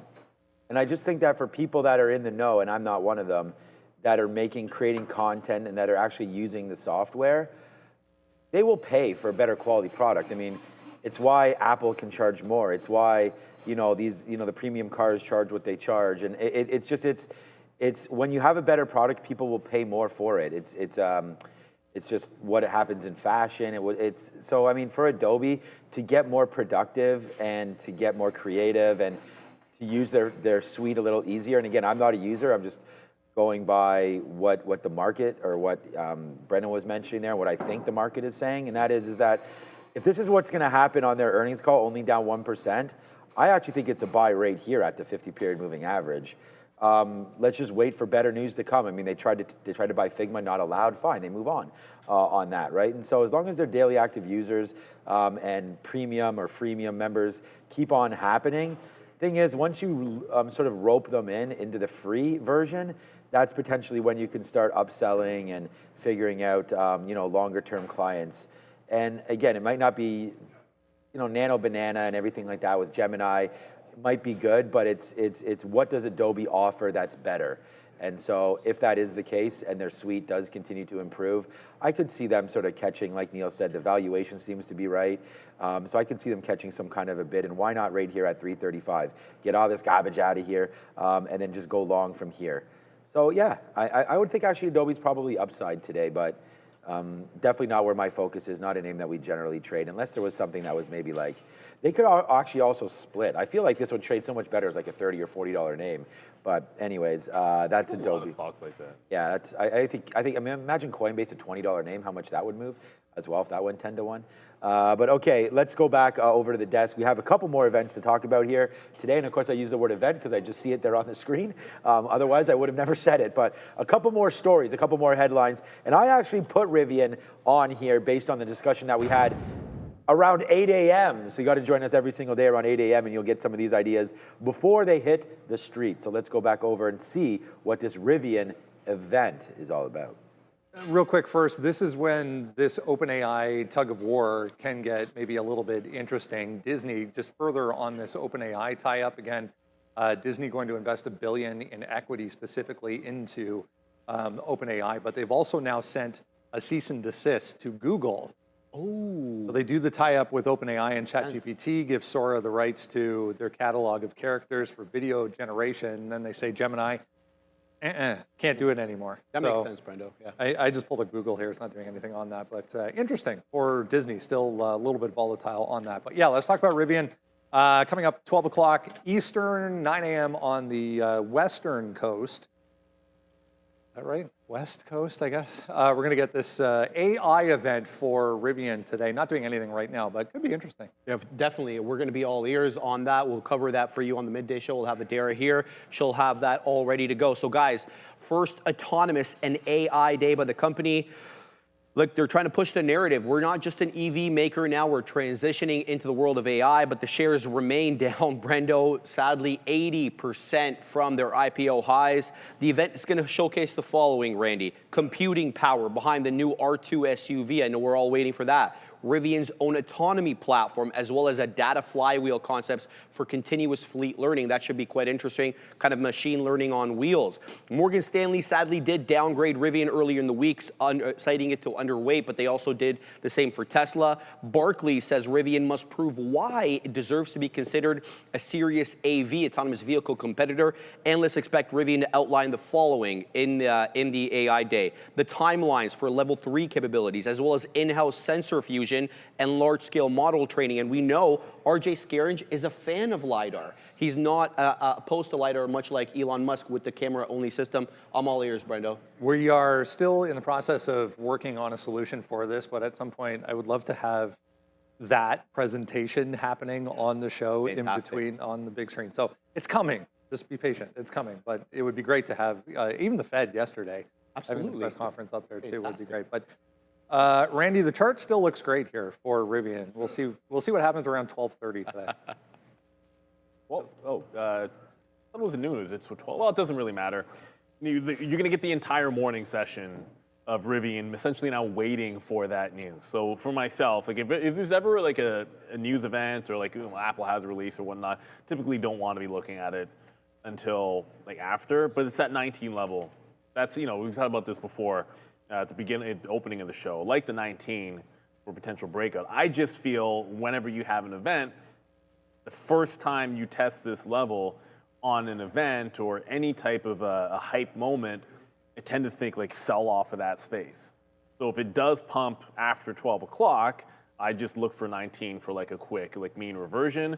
But in the longer sense, like if we close above 19 any point this month, I think you're going to want to look for that breakout play then. Just not necessarily on the news event today. Like I'd use that as almost a fade spot, or if you're long it, like a take profit. But that's where my head's at on Rivian. Yeah, it was a good swing off like 10, 11 multiple times. I wish I'd done it again. Yeah, I'm still in Rivian, but have been selling some of it for sure. I wrote down Rivian here, 18.50 long or 17 short. Like, I have no idea. This is going to be, I wrote down 12 p.m. Keep eyes peeled for news on this name. So I just think it's just one of those things where you're just looking for a break one way or the other. So this is 18.50, that's the top right there. So we're gonna look for a break long through that. Or if we sort of zoom back in a little bit, that's the daily chart. And then we look at this 17. 17 held yesterday. 17's been holding this week and into December. So that would be a break lower if something, that the market doesn't like happens to hit there, maybe more spend. I don't, have no idea what they're going to say here, but it's going to be an interesting event. And there's 18.50. So for me, if we start the event here, I'd say it's much more likely that we get this move, but we're just looking for a dramatic move up. And yesterday on the Fed, right, which has nothing really to do with Rivian specifically, you went up about $1 anyways right there oh, sorry, that's yesterday morning. Here's the Fed right here. I just got to get that right time. Yeah, this is 2 o'clock right here. So yesterday, 17.60 up to 18. We went 50 cents on that. I definitely think that there's a chance that we test either this high or this low. And if the news isn't crazy, then maybe this is a long and maybe this is a short. But I want to see the momentum in the name, and I always think that when there's a conference going on or an event going on, that it can continue through. So traders just waiting for it to break through one of these levels. So I'm just going to say, let's be patient in the middle here and wait to see the action at the top or the bottom. So that's going to be my play. I think it's easy ins and easy outs. If you take the long and it doesn't hold, you can get out, or it doesn't break, you can get out. Same thing for the short. So I like that sort of talk there on Rivian. Let's see what this day brings. And it should be a good one for Rivian shareholders. The stock has done great. Great call by Randy. The stock has just been motoring to the upside, man, off of that $13. So great little level there for Rivian. And congratulations to anybody that's following the man, the myth, the legend, Randy. Randy's stock calls. That was a good one. That was a really good Randy's. one. Chart looks great. Absolutely. Here's Unity. Speaking of a nice looking chart, here's Unity coming back in a little bit after a brief trip above $50 once again. There was an upgrade today, BTIG, with an upgrade on Unity today. One of the best looking ones here so far in the Absolutely. And a couple of upgrades, Brendo. BTIG, one Piper, the other here upgrading Unity from neutral to overweight, citing material improvement in the mobile advertising environment heading into next year. New price target, guys, of $59. That is up from $43. The analyst note here emphasizes what they're calling a healthy mobile ad market backdrop, which is setting the stage for revenue reacceleration.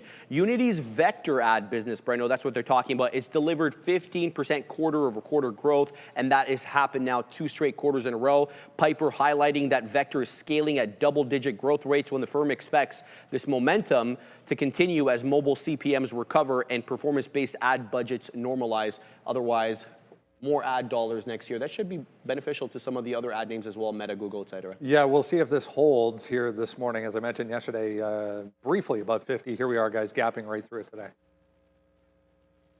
Dollars gapping through. We went over this one looking like a nice breakout of those highs. I happen to prefer something that's also $50. It's gapping through highs in silver today, but the looks will be eerily similar anyways. There's your breakout. There's your prior day high at $50.50. You want to play long back into the prior high. That's also going to be the Fed top as a double top there. It gives you the morning resistance and gives you the afternoon resistance. Like if you lose that, I think you're in trouble. But silver has been continuously going and going and going. Another all-time high in here as the breakout's real. Like right now, it's outpacing gold. And as long as that's happening, I think this is the one to sort of use as a trade vehicle. Now, when this broke out, it broke out at 55 quarter or so.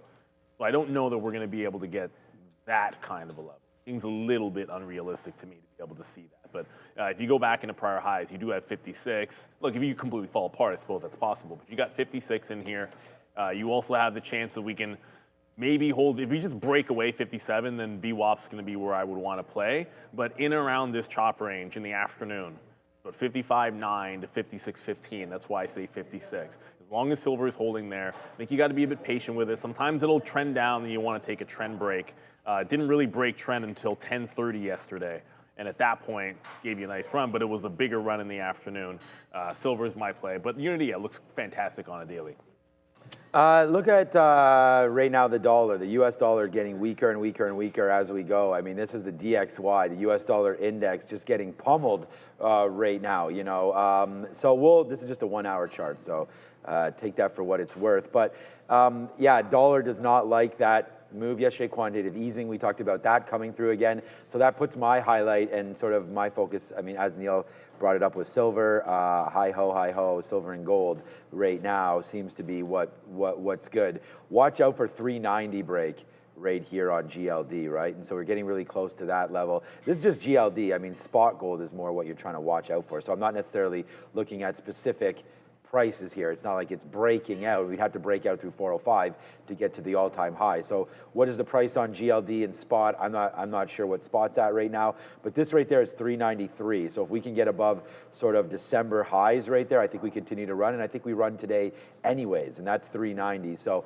watch out for gold, buy dips on pullbacks. That 387 looks pretty good. We only do have one more minute to go before this lovely market opens up one more time. I'm looking long on this market, but not necessarily early. Big sell, first of all, on Oracle. We do have a buy on Nextdoor today, right here to start with, although that's coming back in there. Not much else. CETX had an offering. BBAI went up yesterday to $7. We talked about that. That's another sell zone for everybody long at 5. You got an offer yesterday at 7. That would have been a good idea. And then SMR get absolutely slapped like a little you-know-what yesterday. Actually, I think Joe's in this name as well. We could talk to him about that later on. But SMR just absolutely crushed yesterday. Into that move. So they had a nice day. It was already getting hit before. Oh my gosh, only 10 seconds. Oh God. Okay, man, sorry about that. Yeah, this market is about to open up in now just 4 seconds. Looking at Nvidia dip buys as well. Let's see what this market does right here off open. Oracle sending us lower to start with, that's for sure. We'll see what happens right now. I'm bidding 179 for Nvidia, but don't want to put in too much effort into this look until we get a little bit long in the tooth, like a few minutes anyways. That's Oracle right now. We didn't talk about Netflix, but that was up today. There's Oracle here, 190. So it looks like it's trying to bounce off that key level there of 190. Oh, Opendoor just broke $7 to the downside as well. So Nextdoor is the one that Eric Jackson was most recently pumping, and looks like maybe sending Open the other way. I had faded 750. That's not going to get there. Not at this rate. Silver is not really moving. We didn't the talk market about is the market's really crushed. coming in. Tesla, which we didn't get to talk about, that's fading through VWAP, heading down to 440.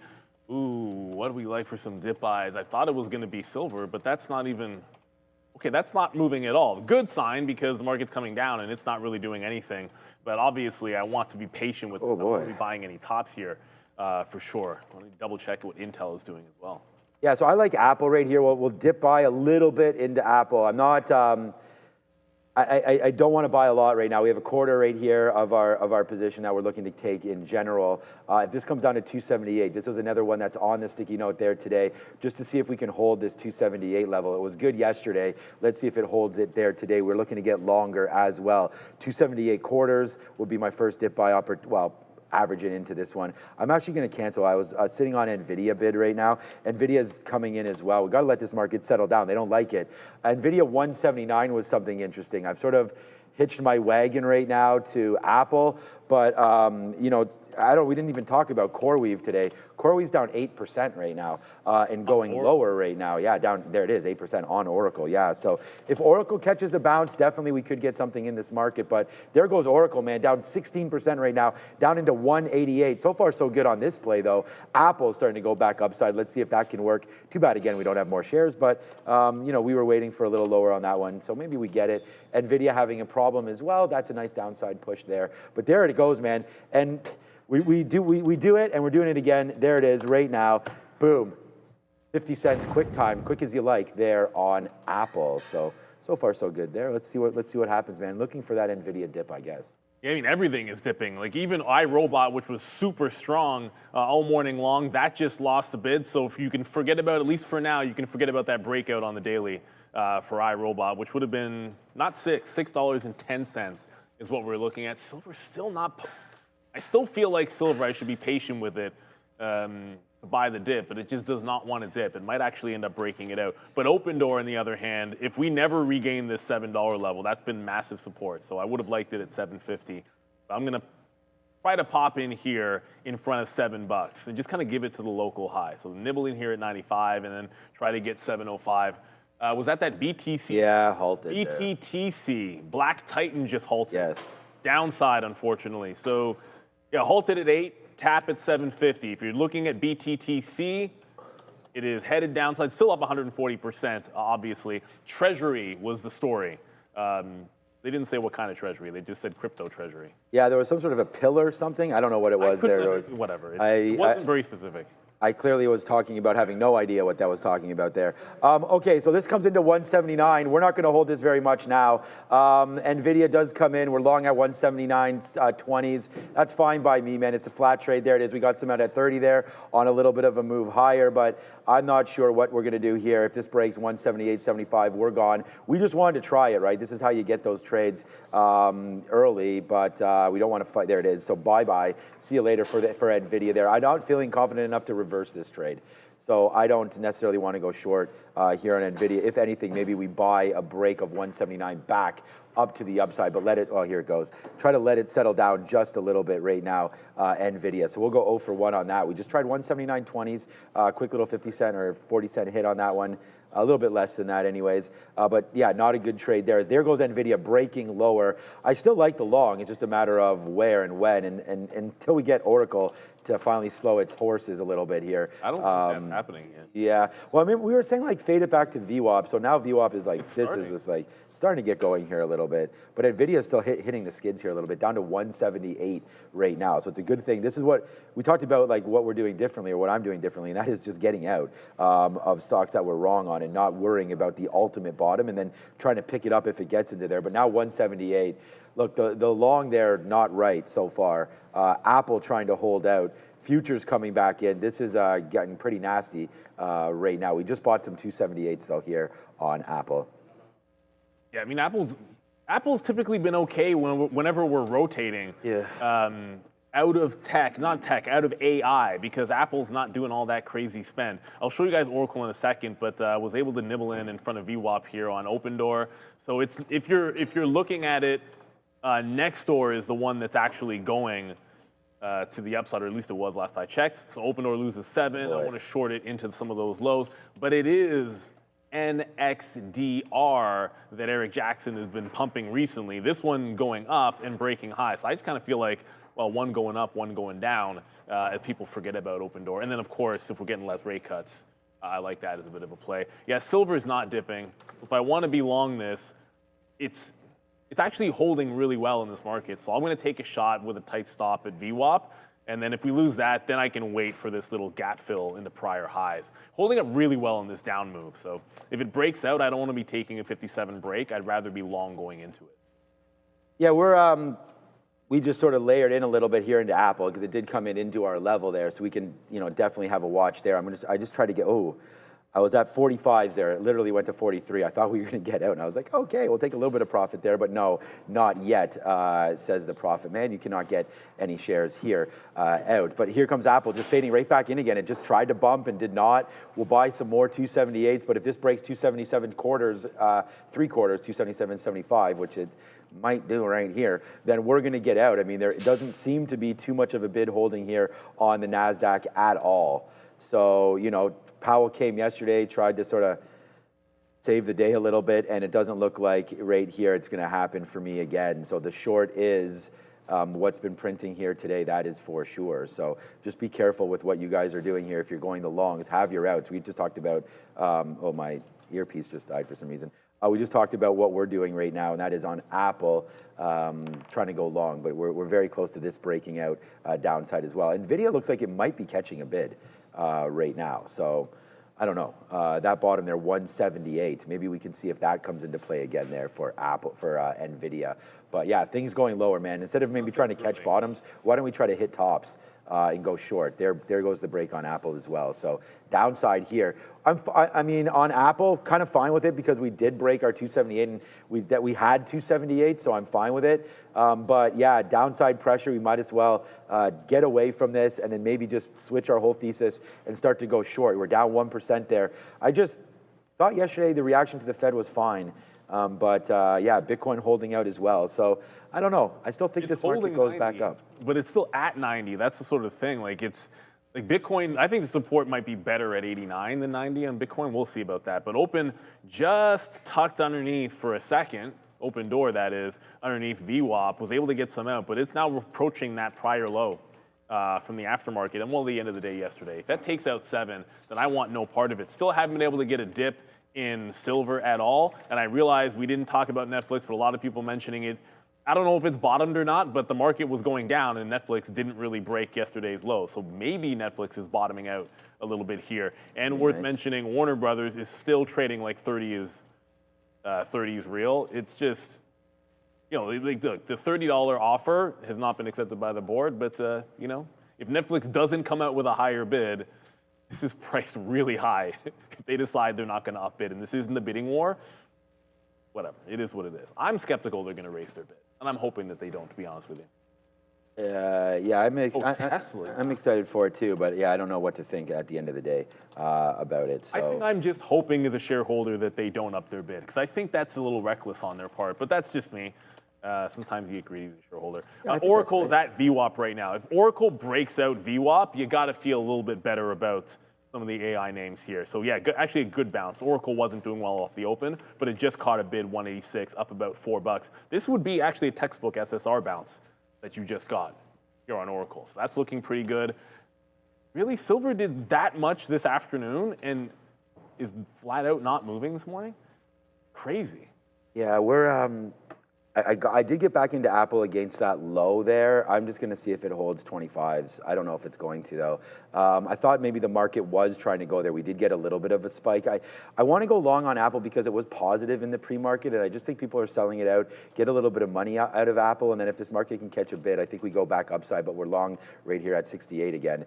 So flat on the trade right now. Take the profit if you do so want it, but I don't know, man. This market is dancing right here pretty aggressively to the downside, so I'd be very, very careful, and that's why it's like try to lower a little bit of share size here and try to just figure it out. But there, okay, so it's going to be wrong again. That whole theory of Apple wanting to be a buy today does not look like that's going to come through again to the downside here for Apple. It looks like it wants to break right now, and there it goes through 25 again. So we'll have to slap again another flushy down there for Apple as that gets lower. Man, the market is now breaking, like, so I don't know. I was even thinking about TQQ long again here, but this is also coming in pretty aggressively. So I don't know. It looks like we're at the bottom of all the markets now. Let's just get this settled a bit. It's 9:40 now, so maybe now is the time that we can sort of start to go a little harder on some of the positions. But that 277 there on Apple, interesting, but we got to let it go for just a couple seconds here and see where we can take this stock. Rivian, we're waiting for them to come up with something, but there's the break lower on Rivian. Yuck.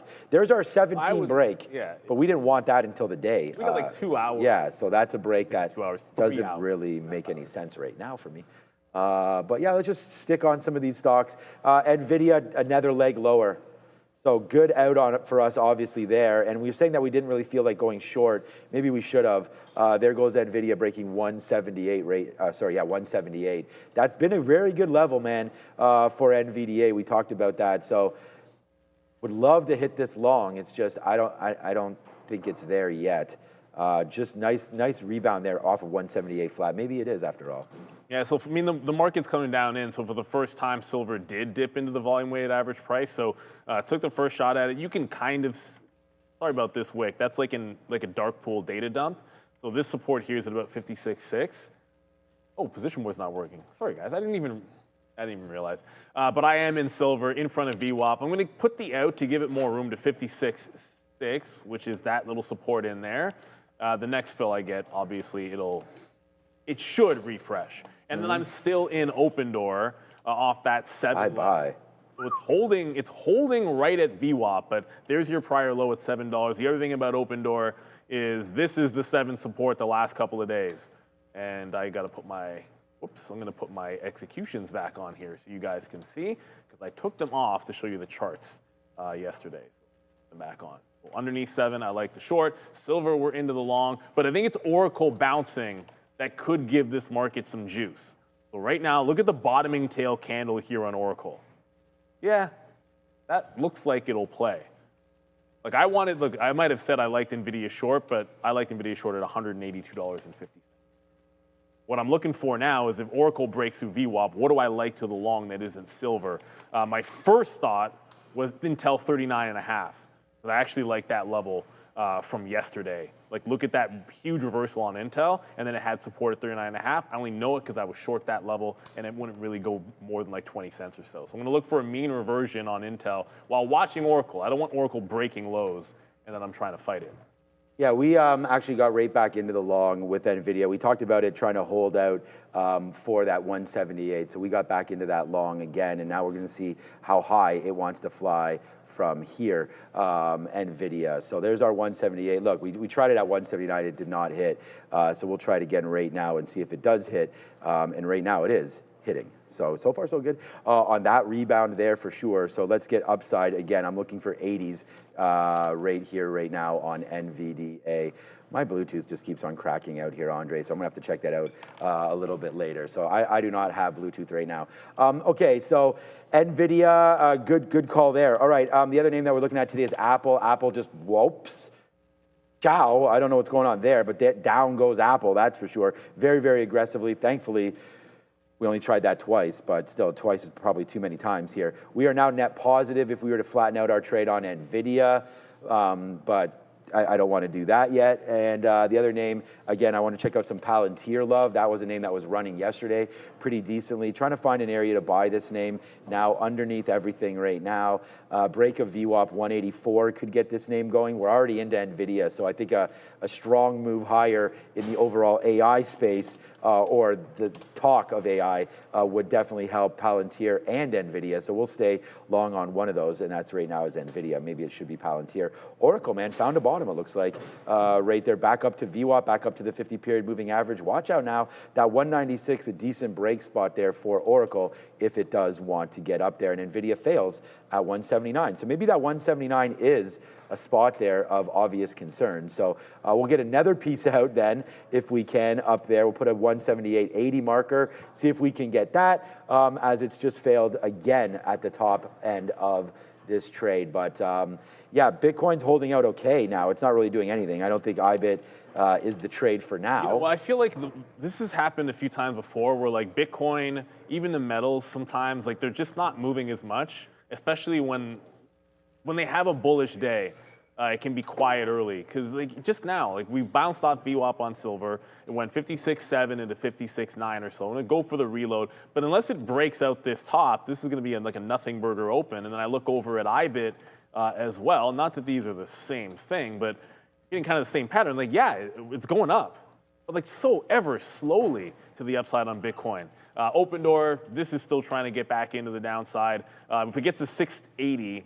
I'm going to be half out of open door and then looking for a little bit of a push further. And the next door, for you guys in the small cap space, next door is the one that's getting pumped now by Eric Jackson. The other small capper that we had eyeballs on, which unfortunately lost VWAP instantaneously, was iRobot. To say that it hasn't caught a bid would be a distinct understatement. It just broke $5. It's now lost $1 from the open here on iRobot and is red on the session, now down 9%. What? So even some of the small cappers that were gapping and running, they ain't catching a bid either, everybody. So iRobot, yikes. Really not going to be a breakout on that. No, we'll have to wait. Oh, and BTC, Black Titan, that's halted to the upside now. So Ooh. halted down, now halted up. Still under VWAP, but maybe this one can get going again. There hasn't even been much in small cap land, everybody, unfortunately. And I see some people in the chat mentioning Meta. I don't even know, what is that? There's some stock in Indonesia, apparently, that's the same ticker, which I just accidentally went to. I mean, I'm a little bit nervous if they're going to hit. Barely moving. For hitting Oracle, you know, maybe potentially they do wind up hitting Meta as well, right there. Nvidia getting hit again to the downside there. Did Oracle just bounce off of that or what? 191, nah, so not much going on. Let's check out AMD. I have to fix this ear thing, man, it's not working out. All right, AMD down to 214, so yeah, this name just, wow. Off that 220 yesterday, a good level there. Now it's making its rounds lower. Here goes Nvidia, goes AMD and goes Nvidia. Nvidia is the one I'm in, and it's not going to work out again.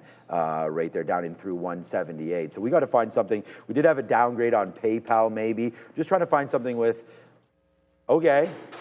What's that? Nah, it's just like I was like, let's find something with some news stories that maybe are a little negative today, and PayPal with a downgrade goes straight up. So that's the kind of world we're living in right now. We just got a little. Shouldn't have gone to PayPal there. We just got a nice little bump up there, and I should have taken some out on Nvidia. Let's see if we get it again. We just bought some more 178s. If we can get something out here in the 20s and at least put some kind of profit on this, I think that's okay. Look, I'm here now for hopefully a run higher, but you know, we can't be stubborn. We saw this yesterday with Nvidia where we got out and it was a great call because it kept on going lower there. Sometimes, you know, what you think of a stock doesn't necessarily mean what's going to happen in the next 10 seconds or 30 minutes or whatever. So just be careful, have your time, have your orders out, have your stops there, and have a plan of action. So I can clearly see like that just did not break through 20s there. Like where's the resistance here? This should be going to the upside if it wants to go, and sometimes it just doesn't want to go. So we already have, see, like, we have our stop now. The market's not going up, nor is this. So we should be probably thinking about exiting stage left on this trade, which we'll be doing if it breaks the day's low, which is coming in right now. So bye-bye to Nvidia. We just talked about it there. I could have just shorted it for 40 cents there. Maybe we should have done that and got out of these longs. But I think that, you know, short OpenAI there looks pretty good. I would hope so. I have no if idea. it was OpenAI, it'd probably be. Oh, OpenAI, yeah, oh my God. No, it's open door. No, if we, like, I would imagine if OpenAI was it was in the markets, we'd be down like 20% on I think that so. news. I feel like that's what people are pumping. Although they had the news from Disney with the investment. That's true. We should look at Disney. There goes even Nvidia. silver couldn't go. So we had our stop. It broke down, bounced once off VWAP, tried to run the highs, couldn't again. I'm waiting all the way back for the original plan, which was this. Whoops, went too far. Was this gap fill on silver? So I want to play in front of prior day highs. Open door is sliding to the downside, and I just realized I had mentioned Nextdoor, and that's my bad. Hey, Nextdoor is still actually going up. So iRobot, think, but Nextdoor, Eric Jackson's recent play, that is going higher. And for now, there's a bit of it's going up while Open Door is going down. But I was looking over to see, I just mentioned if Oracle could have sustained a bid, Intel breaking trend. Well, that's distinctly not breaking trend. Low of the day now on Intel, while Oracle's holding the bid here. So I'm not really even sure what is strong to even look for any kind of bids. And I'm not chasing anything to the downside. Yeah, looking pretty nasty here for the Nasdaq, down 1.25%, everybody. Like I don't want to say we're going to have a 2% day, but when was the last time we crossed the 1% mark to not get to 2 in either direction? Not looking good. No, I don't know. I don't know the answer to that question, unfortunately. Oops. Oh, I put the wrong price in. We wanted to go long the TQQs there. We got in and out there, wrong price on the TQ. So let's just wait to see. We're down to, we got in and out for flat there. I was going to put a stop relatively low, where we are now, because we are low. We did look at the TQs into this area. And if you're going to call up a chart here on a 30-minute chart, I was just, Maybe I don't know. We have to be more patient, I guess. It's 950 right now.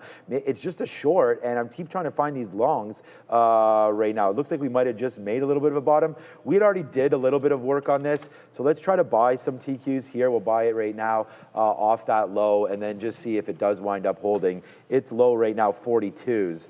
So I don't know. We'll see if that can be a number there that winds up holding for us. But we're long right now against that level. So 54, a drop below that, we can get out. So here it comes right in again. The market making a move right now. And I trade the TQs, and of course, this is just triple the Nasdaq. So we could have a move back up, and I'm here for it. But we do have a quick little stop there as the market continues to get hit, man. I don't know. I really like Apple long term, so I think that this is getting into a level as well. Cool. Not that one day sends it lower, but 1.5% right there for Apple. Was definitely not expecting that. But here we go. Maybe we find a winner a little bit here with the Nasdaq. Yeah, even Eli Lilly's in the red now after their positive news. They had positive. I was just looking over. Yeah, there was something about it today. And again, shout out to Sharice's note, because as we were going over that this morning, I don't think anybody was looking at Lululemon. And then live, you showed Lululemon. Lululemon reports. Lulu reports tonight, so I do have it in the back of my mind today. But Eli Lilly, they did have a positive report on one of their new GLP drugs. So this one can't even catch a bid. Like, that's another falling knife. I was just looking, where is there going to be some actual strength in a bigger cap stock? All right, Intel is catching a bid a little bit here off of these lows. So this was the area that I wanted to look to buy on Intel. I just really didn't expect us to be getting there at 950 in the morning. And there's not that many signs of strength yet. I want to see, just put in a bit of a higher low and show me that you're actually curling a little bit here. Silver, still about another 20 or 30 cents before he gets to my dip buy zone, so I'm trying to be patient with that. But at least Intel's at this 39.5. If we can maybe find a close above there to try to catch a bit of a bid, Shout out any names in the chat. Green Saber in the chat. When you're typing a symbol in there, don't forget to type that $sign. Yeah. If you like Wayfair, it'd just be $W, and that would pop to the top of the list, which right now is occupied by BTTC, Oracle, and SMX. SMX. That's another one of those crazy stocks. Okay, well, it's 207 now. That's that one from Security Matters. Was it last week? No, last week and yesterday. Halted now. Look, I'm just going to show you the daily chart, but it's halted at 207. Man, this market. Cap is 199. Yeah, that's the one that went to $5 and making a secondary redonkulous push. So just keep in mind what it did a few days ago. Levels don't really matter here, but halted now on SMX. Yeah, that was an interesting one, but be real careful with that thing. Thing dropped $400 from the highs the other day. Yeah, that was it was one day that you weren't here. It was like $500. It went into the after hours, and kept on going. All right, man. Again, catching longs obviously is like disaster here today. Oracle right now, just trying to figure out what they're doing. 192, not doing much. Netflix on Warner Brothers Discovery, kind of hovering around where it was this morning, 93 and change. Just waiting to hear about some news there. It's interesting because Disney today makes that $1 billion investment into OpenAI, and then gives them the rights to their characters and whatnot for Sora. So now, and then send that cease and desist letter to Google saying that, hey, like if Nana Banana or if you guys in your large language models start to use any of our IP, then there's going to be a problem there. So that's interesting. We'll see how that all plays out, and Disney gets that pop there as well. So 109 up to 111 there. So Disney trying to get it figured out now, and it's a nice little bounce for Disney. And again, if content's going to be king, these guys got a lot of it, especially with their new interest in OpenAI and Netflix, right? So if Netflix can continue to catch higher bids, what does it mean for a name like a Disney as well? So maybe there's something there. Okay, so that's it, man. I'm still long into these TQQ, seeing if that's going to work out for us as well. We had some nice movement, obviously the top side in PayPal, Open Door. And there again, man, we lose again our board there, so we'll see if we can get that back up pretty soon. But yeah, there it goes, Disney upside, and we're just still on these TQQs basically against 54. Like I was trying to find an area for this. This is the Nasdaq in general. I just feel like this is a buying area, and I don't want to be too like in and out for 10 cents or 15 cents. Like if it's going to work off of here, it should work. So let's just wait to see if this Nasdaq wants to hold some of these levels right into here. So that's what I'm doing, and going to try to be as patient with it as possible here today on the Qs.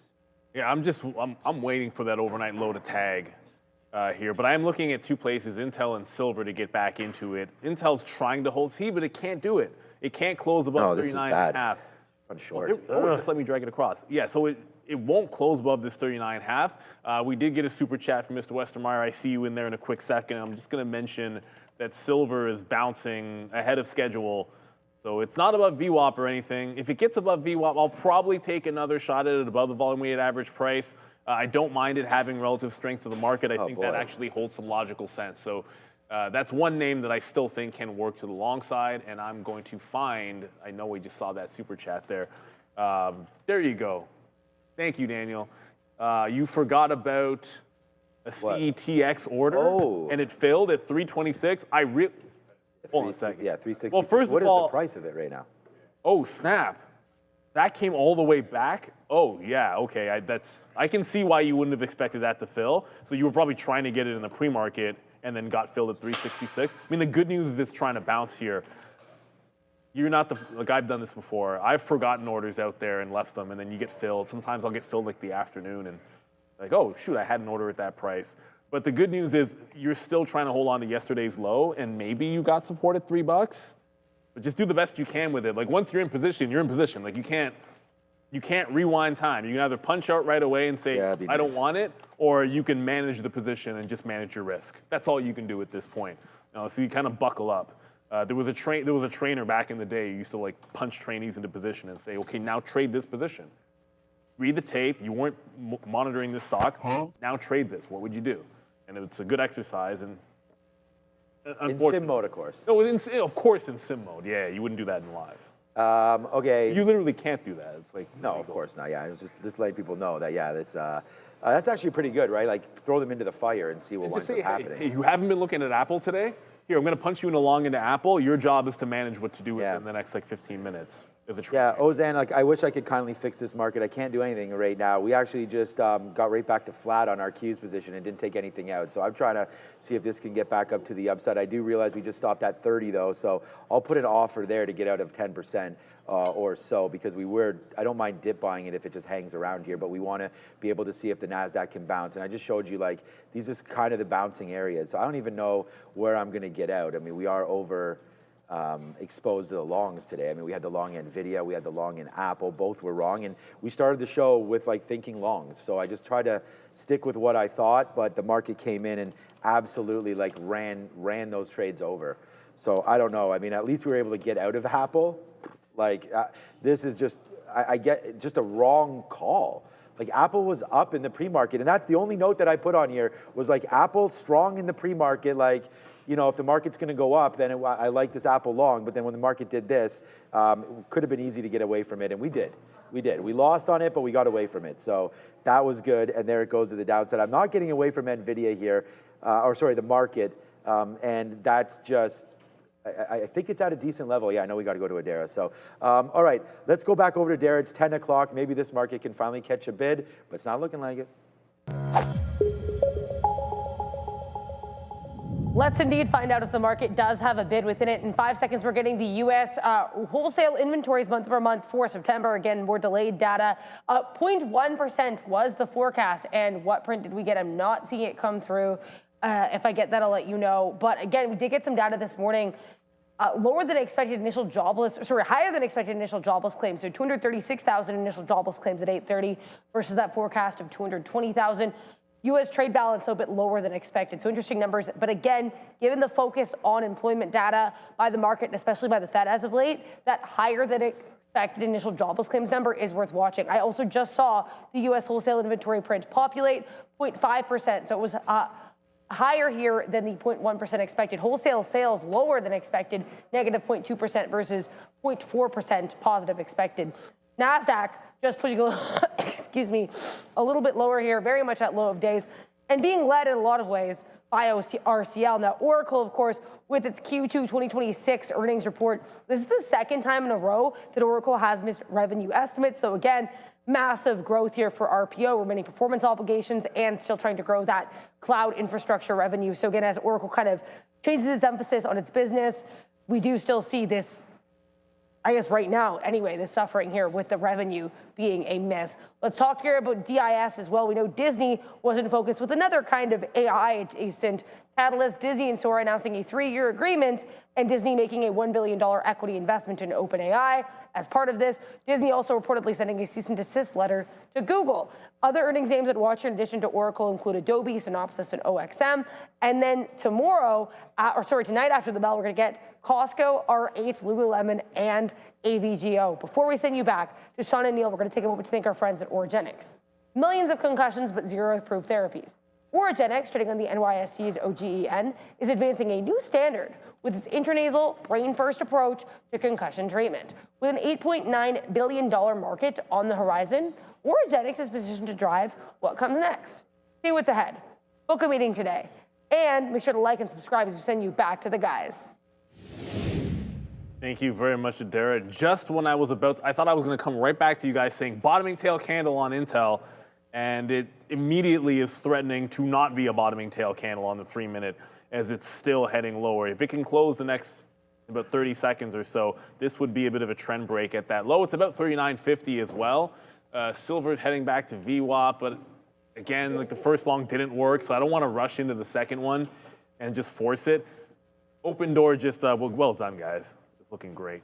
Open Door just hit It's not looking that great, man. The amount of, basically you're going to swing around and instantly be at the desk, which is okay. I think that was the idea, though. I think the idea was to get a little more space, but it's all good. They were going to the gym. We're trying to do better on that one, so hopefully we'll fit in this space. But hey, what's up, Randy? There as well, doing lots of work for us. Thanks, Randy. And Peter, of course. Hi, Peter. There he is. He's right there. He's right on the screen right now. So shout out to our good friends here working every day to get this bigger and better for you. Like, I thought Brendan had some great ideas. Like, we could put press conferences back there. Like today, because we're looking at Rivian, maybe we, put their logo or whatever, like when that conference is going on, depending on if we're allowed to share certain things, of course. But yeah, I think that would be a lot of fun. Imagine when we have that charts and. Exactly. Well, imagine when you have like an Apple event or something. I think it'd be huge. I think it'd be great, actually. So I think we're all equally excited around here to just do more things, right? More visually appealing ideas, right? The work goes on. Yeah, more creativity as well. I mean, we're trying to be, we already are the top basically destination for stock coverage already on YouTube. We want to thank all of you for helping us get to that pedestal, but we want to keep on getting higher. So make sure you do hit the like and the subscribe, become a member, $5 a month, get all the information. Here we go. Let's go, man. We just got a 48 fill. No, we did not get 48. We're waiting for 48s now as the market comes back a little bit here for us. So we'll take a couple outs here. We're just back to flat now on the TQs. We said we'd taken out, so we did take 10% out right there. We actually got 30. We actually got 40s is what I was saying, sorry. And then I'm waiting at 48 right now, which just bounced off of us. So maybe the bottom, I don't want to call, you never want to call bottoms being in, which is, if I thought that, then I wouldn't be getting anything out. Let's just appreciate the move back here into the 21 period, which is right where I'm sitting at 48, but it looks like it bounced off there pretty good. So let me put a 46, see if we get that instead. It's just funny how that can happen to us. It bounces off 1 penny for no reason. There we go, we get the 46s right there. So now let's wait to see what winds up happening moving forward with these TQs. Not a huge position yet there, Joe, but we're gonna wait to see if it can get back to the upside. Probably Joe long off some of these bottoms as well. I need a cup of Joe actually very, very soon. So that's what's happening there. Netflix, Tesla, always one that's being watched. That was so funny when Trump called it a Tesla there. All right, 442 and change. Starting to go back up to the upside one more time goes Tesla. And if that happens, then I think we want 445 or so for Tesla. Could be a spot right there. So yeah, silver is the dog, apparently. I know you were into that one. It's about to get to the high. Oh, is it? Okay, well, that's good. Yeah, well, Intel's working, but I didn't get silver through VWAP, so I can cancel that bid. See, we were just talking about leaving orders in. Yeah, be careful. I could have been long, and I could go long here and then left my 56.20 order, which is way down there, and then something happens in the afternoon, and you're sitting there, and you get filled, and you don't want it.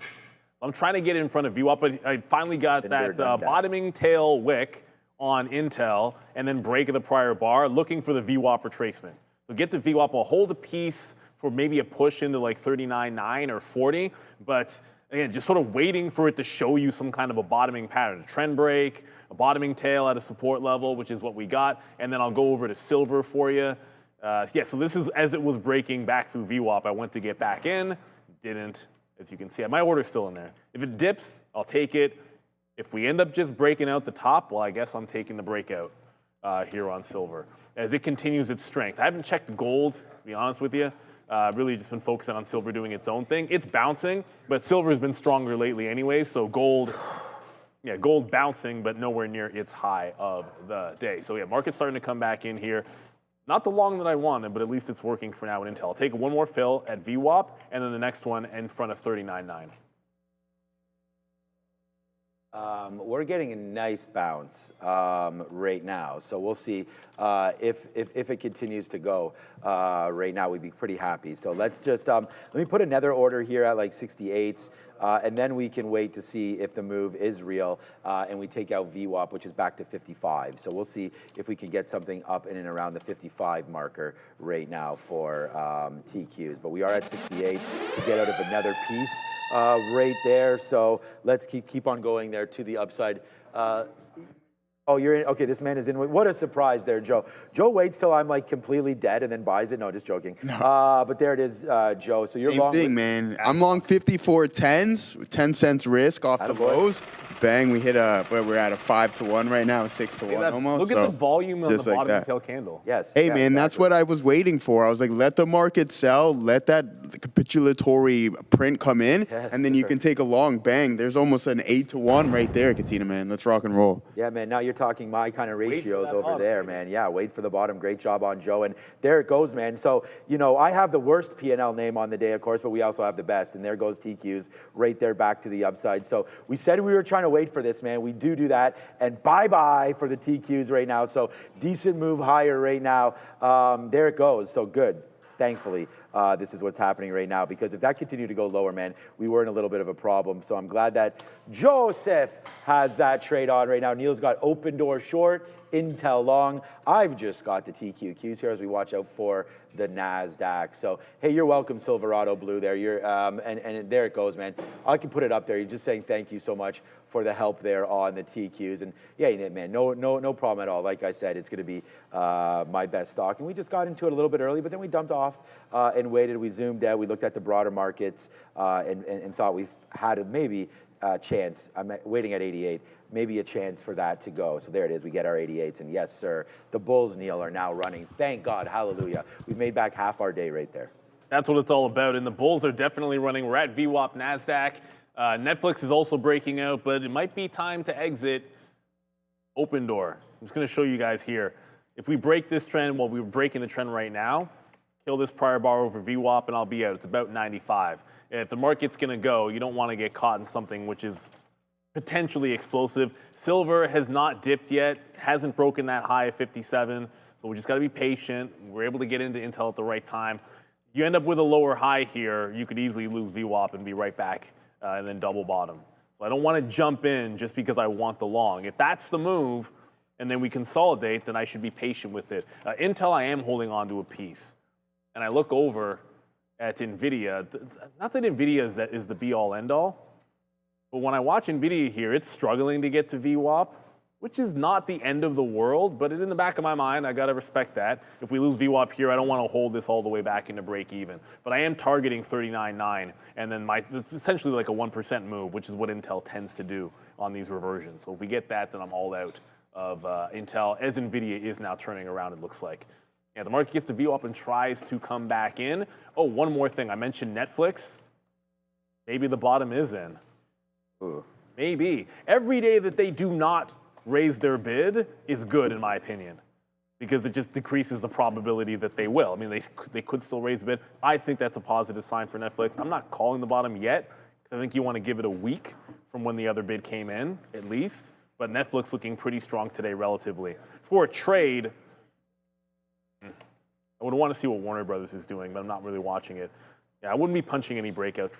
Not punching any breakouts. For a trade, I think you got to wait for the next available dip. Yeah, I mean, a lot of headline risk in that. Yeah, I stepped into Netflix at 96 even, so hopefully it can keep on going to the upside there today. And good call out there. You know, we did get out of like the Qs worked, right? So let's just go props up to Joe, props up to everybody in the chat there, Silverado Blue, and everybody that was looking at the broader market there with the Nasdaq, and that we found it, right? And so we put that in our pipe and officially smoked it. So there's into VWAP, into the 50-period moving average. Good job there, but damn you, Apple, man. It was still that. I was not confident enough to get back into that, but 274 does hold. So I don't know. I was trying to think about like why would 274 be something there for Apple. Just keep on going, man. Just keep on going. Nasdaq, honestly, I don't even think I want to get out anymore. 274. So you look back here, like there's always going to be. You can always data mine for a chart, right? I mean, you can always look back and say, well, there's where it's going to stop. But like, why didn't it stop here then? You know, that's 276. Like that looked pretty good, right? We just went right through there. So if you are long on this rebound, go TQs. Yeah, buddy. If you are long anything right now, watch out for this 76 area, which is coming up right now on Apple. So 276, congratulations, and pat yourself on the back for that one. That is for sure, man. But here we go, boom. Huge move, back up to VWAP. You know, I'm gonna take out another little piece here at 99s on the TQs and then see if we can let it go. Because it's almost battled, like that's a good battle back, man. I mean, you're right back to where we sort of lost it the first time. So we'll see, there it is. We obviously get the 99s and now we get the O's, and there we go, man. Yes, sir. Big trade there on the NASDAQ with these TQQs. So good movement here, back up to the upside. There we go. So yes, continuously pushing higher right there. And on what is Oracle earnings day, day one, I guess, earnings day, I guess, was yesterday, but there it goes. Oracle taking off now to the upside as well. So hopefully this will help the market. We're almost in $1 on a big position, man. So happy with this one. We have emptied out. over half right now of the TQs, but we still got on half right now. No, sorry, just under half we have left. As we're still going, Joe, big trade right now. And I see you're out of both of yours, so let's just keep on going, guys. So far, so good here. Yeah, so far so good. It's been a nice morning, no questions asked. Only misstep is going to be silver, and that day is definitely not done. But look, I said where the target was very clearly. There's a reversion. There's the target right there at 39.9. It literally wicked 39.9 on Intel, came right back under, so I just simply punched out, look for the next opportunity. I'd like it to be silver. It doesn't automatically mean that I'm going to find a good entry. I'm trying to go long again off the volume-weighted average price. I am also looking at a breakout of the high, which would be 57. So there wasn't a gap fill, unfortunately, in silver, which if the market had taken us down there, I would have been long. But we'll try to get back in above 56.75 and then look for the breakout higher in SLV. Gold lagging a little bit, but that's been the case the last couple of days. I'm not terribly concerned about that. So as I look for that fill, in the back of my mind, I'm just going to go over some names for you guys that I keep seeing here. Oh, man, I wanted to be able to come to iRobot and tell you how it was going right back into the upside. And it's like by the time I pull back, there's iRobot with a heavy sell candle. Like it just dropped 40 pennies in the 2 seconds from when I was going to pull it up and say, hey, it's getting bullish again. No, it's not. That one heading back into the downside, unfortunately. Not looking good at all for these guys. Not a lot of small cap runners that are holding up today. But they still finally got filled in silver. But Meta, on the other hand, that's not bad. It's only 0.6, but when the market's down 0.9, that's a good sign. I like it. So Meta breaking out yesterday's highs. Oh, this is why the scaling is bad on my chart. I'll have to get rid of these so you can see it better. But Meta looking very strong and leading the market here. Worth noting because, Meta, okay. Well, it flat out has not been leading the market for a long time. And now all of a sudden it is. So good for Meta breaking out those tops. Thank you guys for pointing that one out. Silver, so I'm going to give it to this wick bottom, which is about 56.7. And I just see bag holders saying, look at PETS, PTS. So here's the thing with PETS. They have an unsolicited, non-binding offer to be taken private for $4. But both those two things mean it's not a firm offer. That means the board's not supporting it or anything like that. So it's not like it's going to trade at like 375 to 390. It does provide some upside to that $4, but if the board doesn't end up accepting it, sometimes these don't end up mattering all that much. But yeah, good long in there. That is the news. I forget the name of the company taking them private because I've never heard of them before. Okay. Or sorry, offering to take them private because it's not an actual done deal. Just looking, yeah, don't miss Palantir. Yeah, what's up, Komi Kenna there in the chat. Yeah, well, I am going to miss Palantir because I'm just waiting right now to see what's happening with the Nasdaq. We just took a little bit more out on the top there at VWAP, and we are trying to push back in. So I'm like debating, like, should we? Okay, I'm going to take out one more piece right here. Just debating to myself, like, are we getting too greedy by not just emptying out the whole clip here at VWAP? I mean, generally, that's a spot that we like. So I just got out some more 98s right there. But just to your talk about Palantir there, yeah, I didn't necessarily have it on our note today, but I did have Nvidia and Apple, which were wrong. And then I did have this one, which is good, the TQs. But Palantir, yeah.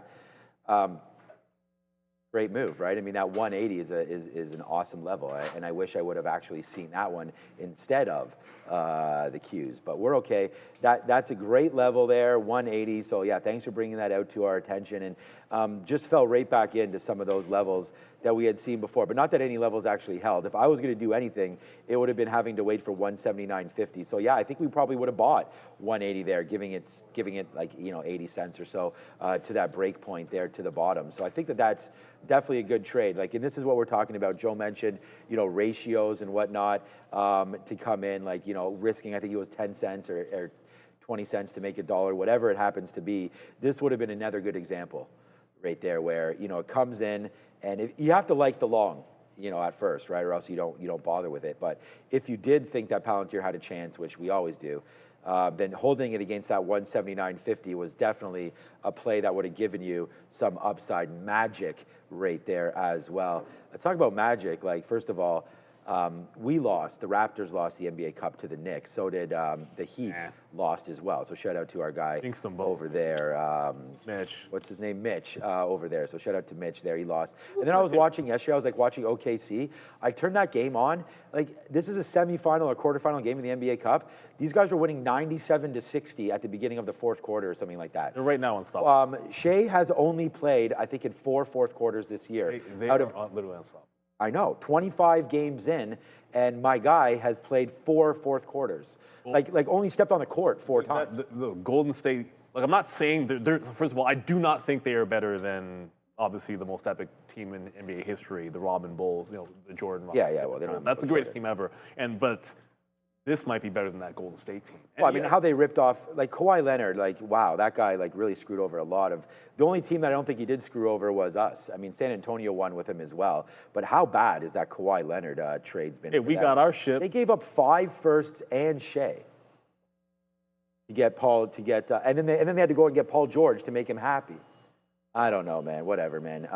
This is a little bit of stock talk with some basketball talk in there as well. But I like the Raptors. I don't know what their chances are of making it too far. But there's talk of us getting AD. If that ever happens, man, forget about it. I do not want to get AD. Who said that? Shams. No. Yeah, we're one of the leaders right now for AD. But no. You don't want Scotty Barnes sniffing that work ethic at all. Like, that guy's name is street clothes for a reason. We better not give up anything if we're going to get Antonio Davis, man. It's not like we're giving up Luka Doncic for him. No, Shams better have that wrong. No, legitimately, we have a young team which is building and doing all the things right and melding together. The last thing you want to do is disrupt it like that, because you're going to have to give up too much to get a guy that you probably can't rely on. Like probably can't. Well, I mean, look, cannot rely on. Nothing's a 0% probability. No, but let's just say there's 80 games in the season. 10% chance that he has a full season. No. Non-zero chance. I think it's 10. I think each season is a 10% chance he plays 70 games. Yes. It's low. It's terrible. But let's see if we can get this bounce going. Ooh. Well, okay, fine. I just heard in our ear. If anybody trades oil in 10 minutes, you've got nat gas storage. I'm not even paying attention to that. Although I will note that you do have to look at the 2026 January contract for that. I updated that on my quote board recently. So I'm trying to add the silver in front of VWAP if I can. I'll play some out before 57, but I'm still taking the breakout at 57. So it's almost think of it as like a separate trade. If it breaks 57, I'm going long, and we're going to the small cap recap with Adara. Yeah, if there's anything big there with oil, I will keep you guys apprised of that. Let's talk over here about NXDR. You've heard of Open Door, but have you heard of Nextdoor? This is Eric Jackson of Open Door fame's new stock pick. He announced this yesterday on social media, calling it, quote, the most mispriced agentic AI platform of the 2020s. So nice look here for NXDR that has given back some of this early rally. Let's talk about BEAT. This is a day to move. Now, this one actually initially rallied yesterday, Heartbeam, after announcing FDA clearance for one of its treatments. Benchmark this morning, responding to this news, upgrading it to a buy rating with a lofty $8 price target. That is more than 4 times what Heartbeam is currently trading at. And last but not least, SMX. I've talked about this before. Security Matters likes to release press releases, like press statements, once a day. So today, their statement is that they cracked the textile code and it changes everything for the global supply chain. I mean, again, this is from SMX themselves, so be careful. But either way, SMX with another press conference and the stock with another move up. Before we send you back to Sean and Neil, we're going to take a moment to thank our friends at BTCC because, guys, I just found something. You know what it is? Crazy. I'm digging into exchanges and I stumbled across BTCC. It's top 30 globally, but here's the wild part. BTCC has never been hacked. While major exchanges keep getting wrecked, BTCC stays untouched with zero KYC if you're in the US, Canada, or Europe. Through Trader TV, you get 100 USDT coupons for registering, plus a 15% bonus thing that covers losses up to 15K USDT. Seriously, what am I missing here? Scan the QR code for more info. Back to Neil and Sean. Thank you very much, Adara, for sure. And I see you in the chat there, a couple people mentioning, right now you're getting a really good trend. Gold did just pick up. I'm looking at Barrick there. gold at the highs, while silver's still trying to break in. Now, for most of the day, silver was relatively strong, but it is coming into that 57 resistance. So I think, and again, this is just my opinion here, you're at that resistance spot, and you might have gotten there first, but you're not moving as much because you've got this overhead double top that it's trying to break. So you were already gapped up, so it needs to relieve that pressure and bust the top. I'm looking to add on a breakout, but I'm also going to buy the dip into VWAP. But it is worth mentioning that you got gold going. A lot of what's going on here is, remember when we're talking about like Oracle, like allow Oracle to make a bid, and then it caught the bid, did not go long Intel until there was confirmation that the thing that was leading the market here was going to go. So yeah, I do like a secondary play here, potentially through 40. But for now, I think I'll wait to see how VWAP can hold. Got the breakout play for silver, going to buy the dip there as well. And I'm going to try to pay attention to this Intel if it gives me another setup. But I want to try to find places where I know what I'm looking for. Like I said, bottoming tail wick, get my breakout, or say like a dip into VWAP that holds, or a trend trade. Those are what's end up working the most for me, and that's what I want to be able to do. But this is a nice bounce the market's going to get. Nvidia, that's now starting to cruise. Here comes that volume weighted average price. As the market is looking like it wants to try to go green and break out some of these tops here. Just keep in mind, not everything is at the highs. We showed you Meta was breaking higher and looking good. The metals are looking pretty good as well. But Nvidia is still down 3% overall. Like, this is not like an everything rally. AMD is still down 3%. So there's a ways to go in a couple of the chip names here more than anything else. So big time ride. Oh no, just as I said it. Yeah, getting a bit of a reverse here. I'm looking at Intel to try to break that 40, but it might not be able to. Might get a little bit of a pullback here on this bad boy. Still only 10:20, plenty of time in the day. You had to be patient, and part of patience is, hey, know what you're looking for and make sure you actually get it. Oh, thanks, brother. I did not get Randy one, and now I'm in trouble, so I have to go back and get Randy one. But the thing is, look what's happening. Look what's Randy, come on, man. Hold on a second. I'll go back and get you one right now.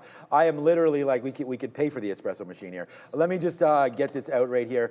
There it is, man. 52s, 53s. Bang! That's what we're talking about, man. That is a face slapper right there on the TQQs as we just rip higher and higher and higher right now. So if we didn't have Apple today, we'd be positive. But even on that, we're just trying to make that loss back right now. But wow, what a move. I mean, we've tried to hold that. And we were talking, the thing about this is why I feel good about this. Well, I feel good about the trade, obviously, because this is the trade. But I feel good about it because we talked about this as potentially be a longer term swing right there. By longer term for me, I mean, you know, getting in right here at 957 and then still having half of your trade like at 1020 is for me pretty long term right there. Normally you guys saw me yesterday just like that, and we probably got out of too much there. But again, like into this level was definitely the first, right? I mean, we were pretty patient getting out of our first little tranche right there. Then second right there. These were probably unnecessary as we rip up into the 50. Then all this at VWAP, fine, I'm doing that 10 times out of 10. And then right back into there, this level, I got to get out. So maybe I'm over analyzing the chart a little bit and just, you know, picking spots, maybe two specifically. But that's the 200 period. So we got to do that, and we take out 10% of what we had right there. I'm actually going to take out another 10% rate here of what we have left. So we actually still have about a third, maybe 30%, maybe just high 20% left on this trade. So it's going to be, for me, just day saver right there for sure. Like if that cracked lower, man, then we would have had obviously the hit there on, like we've made up more money than we lost on Nvidia, like that was that. And then right there on Apple, and it's all about share sizing for me. Like, you know, we put on a good share amount, so even when we lose 50 cents, it still does hurt. So that's why when the market moves back up for us like this on the Qs, I do tend to get out when we have 50 cents, $1 winners, but we're trying to now extend that a little bit higher. It's your dollar, oh here, it's a dollar club right there on the TQQs as we continue to climb there. I mean, it's a nice rebound for the market, so I'm sure a lot of longs were printing there today, so congrats. And then even that call on Palantir was probably an absolute monster.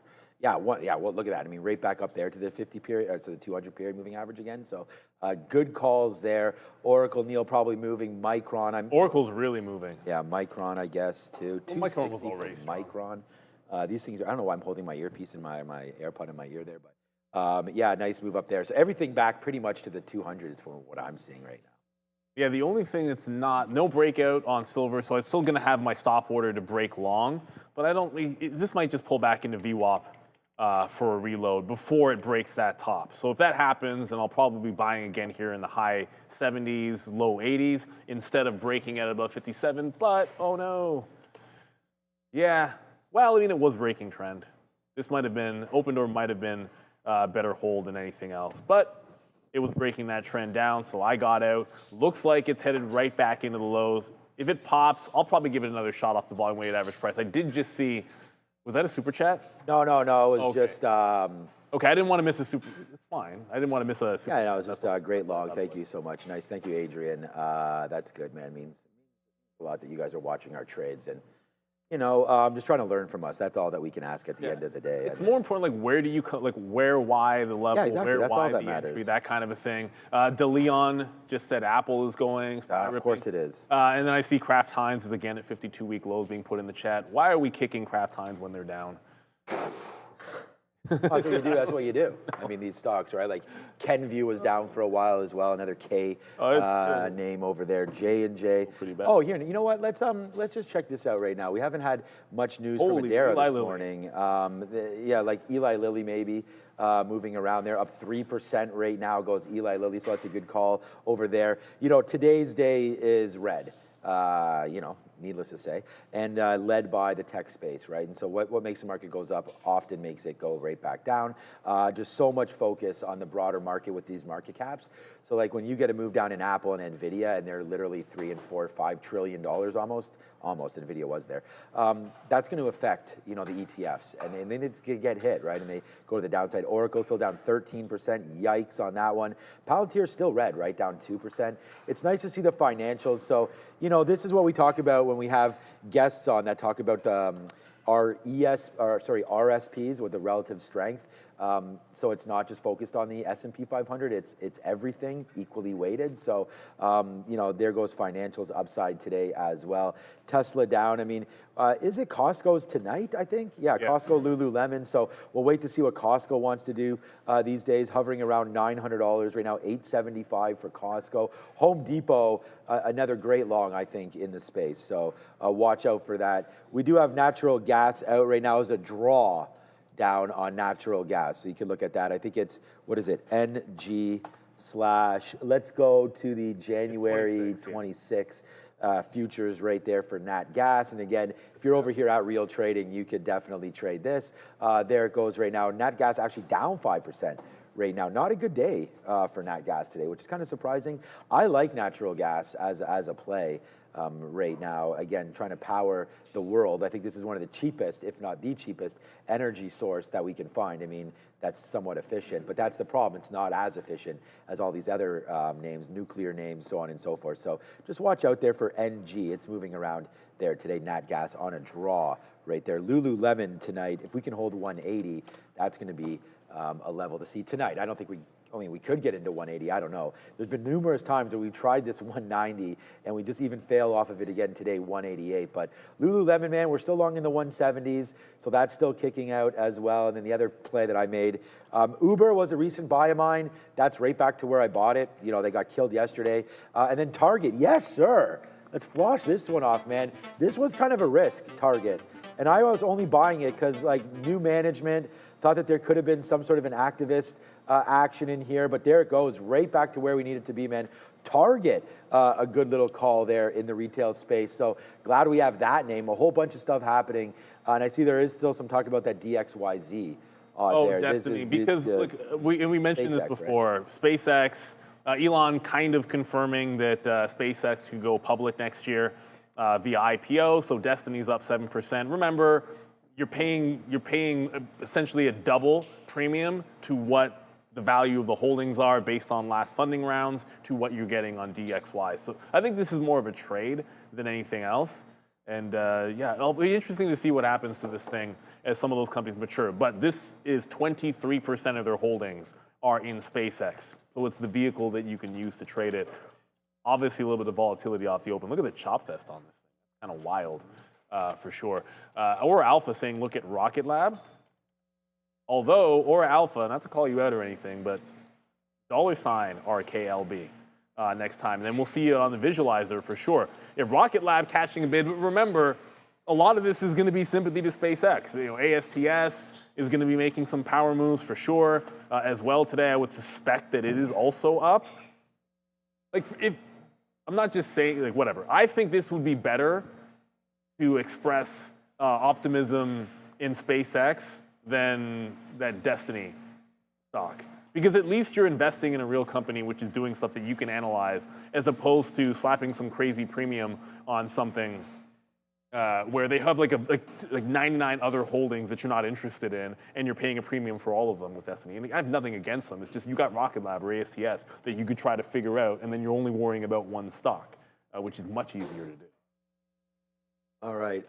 Yeah, I mean, that's why we brought up ASTS earlier. It's literally Space Mobile, so AST Space Mobile upside. So yeah, I wanted to say AST. really like that call there. So hopefully that continues to work. Of course, remember we had that Disney news today back in. So it hits that almost 112 there pretty much during that announcement. And what they've done is they've now basically licensed out their, I don't know if it's their full catalog or what, to Sora, to OpenAI, plus $1 billion investment in OpenAI, and then sending that cease and desist letter over to Google for Gemini there, saying, you better not, if someone asks you to make a Bell something, then you got to say no to that, or Star Wars, or send Neil plus Yoda, some sort of a thing there. We got to watch out for that. But yeah, no, I worry about Disney and their theme park. I know it's getting a little bit expensive, obviously, but it's always been the case there. We'd like to see it above the 200 period moving average. And this just kind of looks, which it's at right now, this kind of just looks, it's not making higher highs or anything like that right now. But we're going to have to take out this 116. I think I'm in the name. I'm in the name not very heavy, that's for sure. And I'm not concerned about it, and I'm not dip buying anything either. This was a big COVID name. If you guys remember, we were dip buying this into the $80 mark at COVID. You can go all the way back to 2020. Our chart won't do it, but this $80 has really been something on Disney. I think we only breached it maybe once in that last 5 years, and we've had big time moves, 50% retracements back to the upside, right? $80, buy that, take your 50% profit, buy it again, take it again, buy it again, take it again. So there's been lots out, like the tops and bottoms have been well defined here in Disney. So now that you're kind of in the middle, I don't know if there's really any point to doing that. If you want to buy this name, try to buy it on dips. And I just don't know if that's going to be coming what's different? through. And this is something Brian Shannon, when I had Brian Shannon on one time, I was filling in for you. Yeah. And go back to the chart for a second. It's just easier this way. What he was saying is when you have that channel, only start to like it, like buying higher lows, when something as simple as the 200 period moving average starts sloping upwards. Yeah. So when you zoom out, notice how it was always sloping down, and then it breaks that and starts leveling out and up. That's right here? Yeah, he goes, that's the point when Yeah, it's like right that's when here. you should like buying it. So instead of buying it at the down here, Yeah. like early, when all of a sudden it's sloping upwards, then buy the dips into that support level. Yeah. I mean, That's what. Well, again, I was. the only problem is it starts slope. The problem is by the time you start seeing it sloping up, But it's you kind get of this buy. Oh, you mean? That's the dip buy. You with more confidence. Oh yeah. I mean 200. Yeah. No, I agree. I mean, look. I mean that's was just his another theory. concept. No. It's a good concept.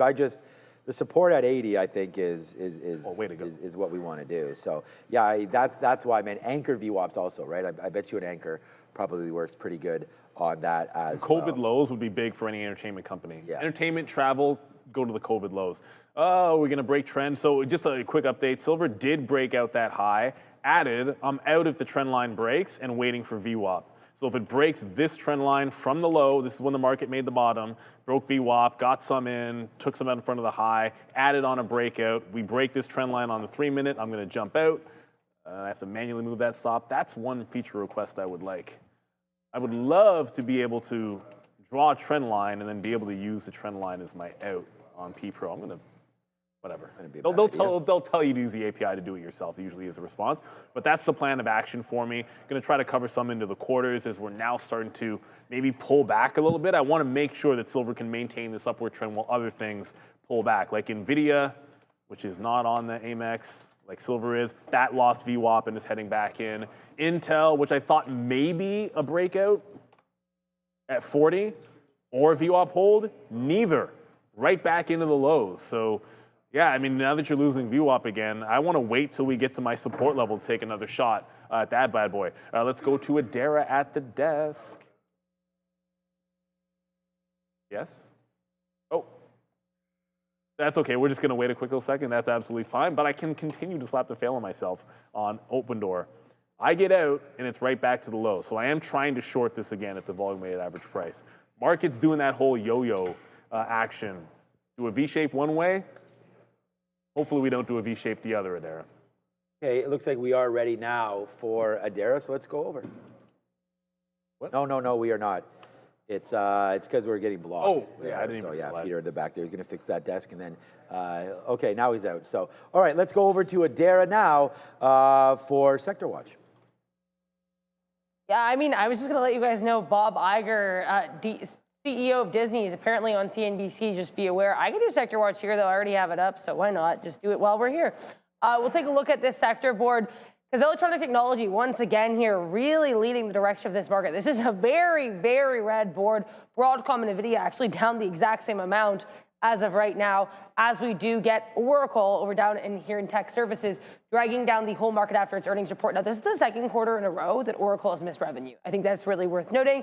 This quarter, though, they actually did beat EPS, and of course, the remaining performance obligations and their AI infrastructure are certainly on watch here. Other weak names in these tech sectors, though, include Qualcomm, Intel over here in electronic tech. Then in tech services, you've got Palantir and Google to the downside, though tech services a lot stronger than electronic technology because you have Netflix, Apple, and et cetera trying to buoy the sector a bit. Finance on watch here with Visa, MasterCard to the upside, paychecks to the upside, retail trade generally strong, though. Amazon bringing down the sector, health technology, consumer non-durables, utilities, process industries, non-energy minerals, and consumer services all looking good. Consumer durables and producer manufacturing a bit weaker as well. It's worth noting, Nvidia Newsroom just quote tweeted a post from Lockheed Martin, so just be aware, potentially keep an eye here on LMT as we send you back to Sean and Neil.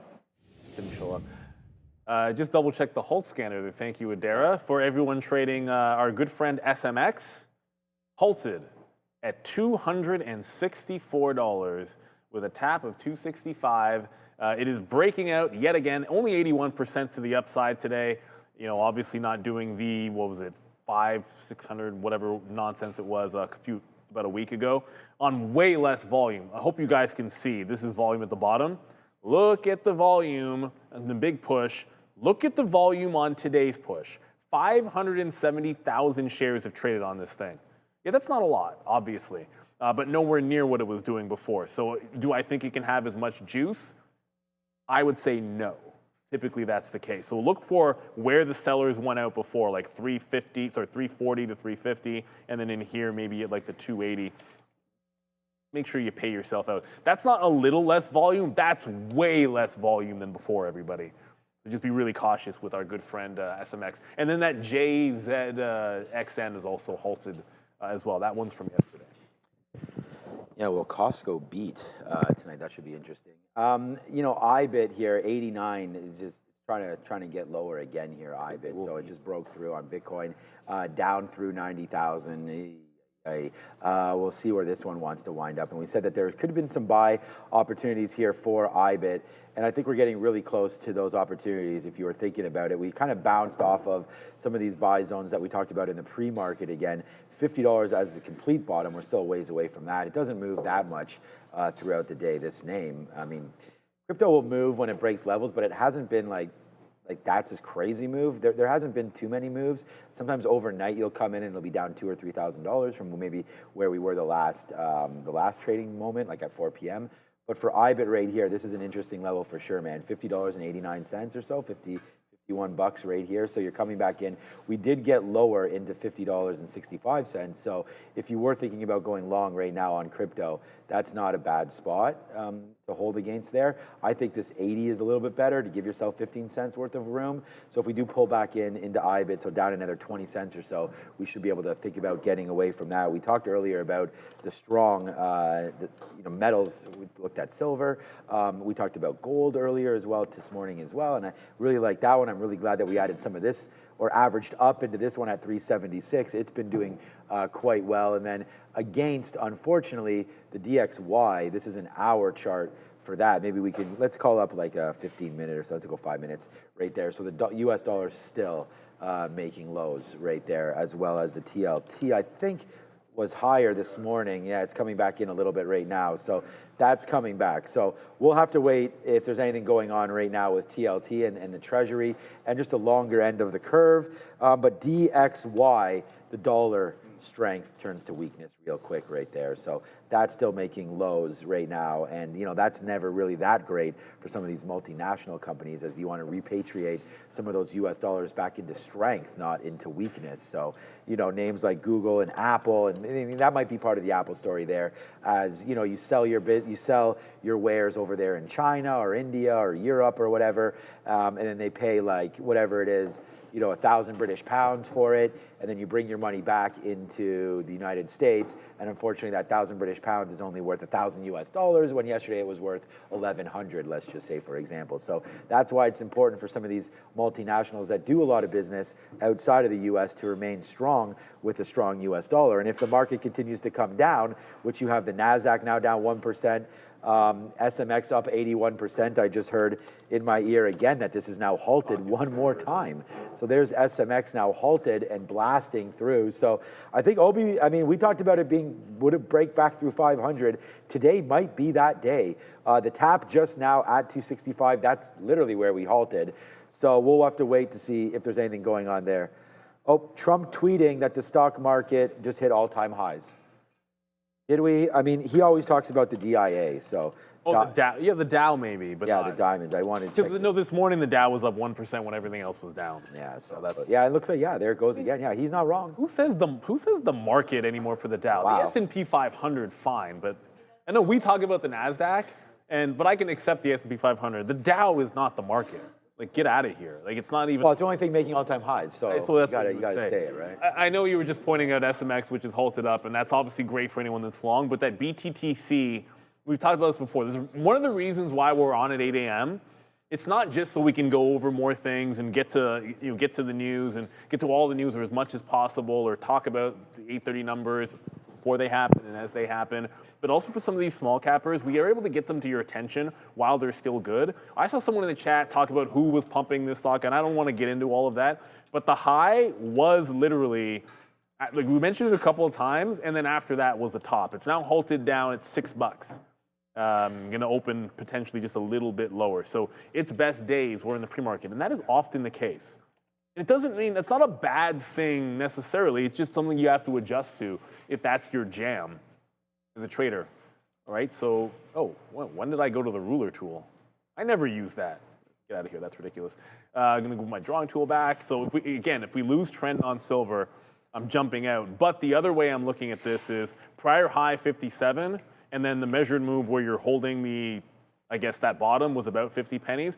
So I'm now targeting the 57.5 out. So now that it's breaking, it's all-time highs. Either we break trend down, or I get to 57.5 on the silver trade.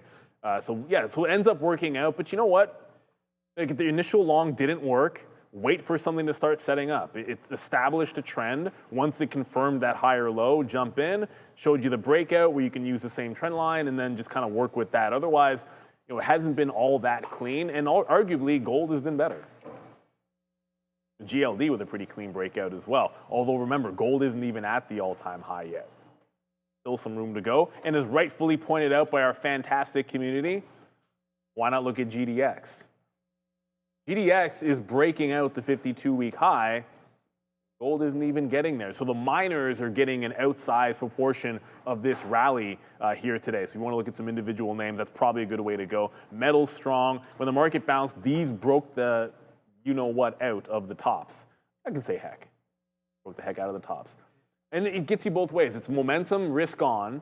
Then it gives you some cover for the easing that the Fed did a little bit of QE yesterday. So that's obviously going to be positive for the metals, more inflation. So I think that's a good sign that they're behaving the way you would expect. Like, I wouldn't have felt very good if we didn't get a bounce in gold and silver today. I would have been like, what the heck is going on? And just throw your hands up. But thankfully they are going the way we expected.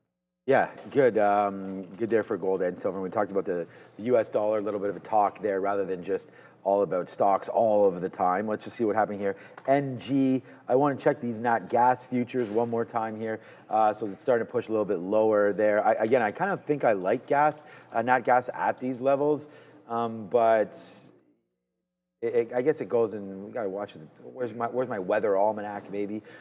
Into a cold winter possibly for nat gas. We did have a little bit of a cold spurt on the northeastern seaboard over the last couple weeks. And that's sort of, maybe that sparked that, but today we have a bigger than expected draw. So you'd think that that would have been a good thing, but it sends the price down right there for nat gas down today, feeling some of the pressures there. All right, so TQ's again, out there at VWAP, out at VWAP again, and now trying to let it go down. We have about 25%, a little bit less actually. Let's call it 20%. Actually, it's pretty much exactly 20%. So we told you we had about 30%, take out 5% more right there. Lucky enough to get that bump, but here comes the market.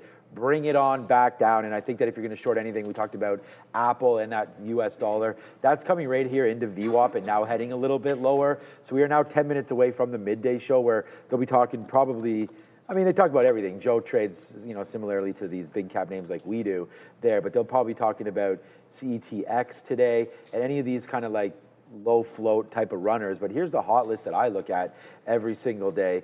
And right now it's Tesla. So we can have a quick look there. Tesla right now. Ooh, Tesla.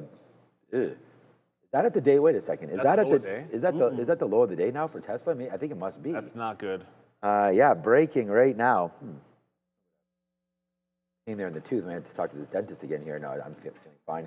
But right into there, 440 again. Okay. Tesla downside there. Breaking right now lows. So there it goes. Tesla just breaking the low of the day. Okay, that kind of came out of nowhere. And then we have, yeah, I would think that that's what it looks like. And Rivian Tank City as well. Wow, Rivian down 7%. But don't forget, everybody, Yeah. Rivian's having an event in an hour and 10 minutes. So 12 o'clock, they're having their AI event. Do you think something leaked? Like, I mean, it's Tesla's also down the same. I think it's maybe just following Tesla. And remember, we say this all the darn time. And that is you sometimes you buy the rumor and sell the news. So, you know, on, of course, a day where they're maybe expecting to make some kind of announcements, not a surprise here that we start to edge a little bit lower. And we already broke through that 17. That would have been the trade for me there today. We exactly said 17 on here. But the problem with that was I was very specific to waiting to 12 o'clock. So, okay, Adara's got some sort of a breaking news story. So let's go over to her and figure out what she's all about. Sam Altman and Bob Iger looks like they're together here on CNBC doing this interview. Sam Altman saying that demand in the market is pretty extreme and they'll soon be launching a new model, GEO-OGL dropping. It's also worth noting, we heard those reports here suggesting that Disney filed a cease and desist letter here to Google. Yeah, it turns out this actually, Bob Iger sort of addressed this as, again, the CEO of Disney. He said that they're in conversation with Google over concerns over the use of their intellectual property or IP. So that being addressed here by Bob Iger. Keep an eye here in DIS and GEO-OGL as, again, this, it looks like a joint Altman-Iger interview as far as I can tell. Either way, they're both speaking on CNBC right now. So just be aware. And also be aware here of this US dollar, because we'll do a money talks here. This US dollar is dropping on the daily. I mentioned for a while here, basically since actually the September Fed meeting on September 17th, we were holding support on the daily. For the DXY, that support has dropped, and we just broke through yesterday, actually, as of the Fed reaction. It looks like we broke through the most recent level of support that had been established around 98.7s. Let's see how far this US dollar can fall, but overall, not a great look. Now, just to quickly recap the Fed yesterday, we did have the fourth straight meeting with a dissenting vote. Actually, this time, 3 dissenting votes. So the Fed voted 9-3 to cut rates by 25 basis points in December. Again, we had 2 Feds who actually thought they should have held rates in place. One, Feds Myron, who wanted a larger cut than was actually delivered. And I think it's also worth noting, too, Feds Powell said that no one's base case right now is a rate hike. People are just, you know, not necessarily in agreement in terms of how quickly these rates should be lowered. But before we send you back to Sean and Neil, I do want to remind everyone to hit the like and subscribe. And I want to thank our friends at Trade the Pool. For too long, trading meant risking your own money. We're never having enough to start. The fear of losing. It kept so many traders on the sidelines, but that is changing. Trade the Pool is transforming how traders access the markets with its limited risk trading model, which allows traders to use funded capital while Trade the Pool absorbs the downside. This helps traders focus on what truly matters: discipline, consistency, and growth. When you hit that profit target, you keep 70% of the profits. No fear, no barriers, just real opportunity. That's the revolution of limited risk trading, powered by Trade the Pool. Visit tradethepool.com or scan the QR code now for 10% off your first evaluation. Make sure to like and subscribe as we send you back to Sean and Neil. I mean, the market's getting hit pretty good right here. I mean, I think a lot of that does have to do with Tesla and Google. And Neil and I just talking about Netflix a little bit there. And look, the deal's done with Warner Brothers. It's done. They've already signed it. It's all done. Netflix is taking them out at that deal. But, of course, look, if this was in London or anything like that, different regulators, you wouldn't be able to keep on going back and forth with these kind of deals. But of course, the United States has sort of riders in there where they can pay $5 billion and then reassess, another deal, which to me is kind of bullshit. But I mean, it's standard practice now. Exactly. So when I started trading buyouts, there'd be the occasional go shop period and all that kind of stuff. Now every single deal that gets announced, well, I mean 99, whatever, it's well over 90% of the ones that I look at will have these go shops on them. And so you do have to, like, that's why I keep saying, like, Netflix can respond to this. They haven't yet. And then they get to say, essentially what's happening is Warner Brothers gets the opportunity to let this play out the string by saying we're evaluating the higher bid, even though the boards approve the Netflix offer. And so that gives them some cover for Netflix to just on their own decide to up their bid. Now, if Netflix says we're not upping the bid, then it's like balls in your court, the board. You got to say which one you want to do. And anybody that's long at like $29.60 right now, Warner Brothers could get rugged. That's why I wouldn't be like, it was one thing to buy it at 27 because you were getting 24.25 plus some Netflix shares, and that was valued at just under 28. So 27 was one thing to buy there. But to buy Warner Brothers here, it's like, okay, well, to me, your only upside is that Netflix raises their bid. That's it. You're basically gambling, not gambling, but that's right. I mean, trade is a bet. We don't know. Trade is a bet. You're betting that Netflix is going to raise their bid, and if they do, great. Because if you end up, even if they accept the cash bid from Paramount Skydance at $30, by the time this would close, that's not even a reasonable time value of money that you'd be getting on that deal.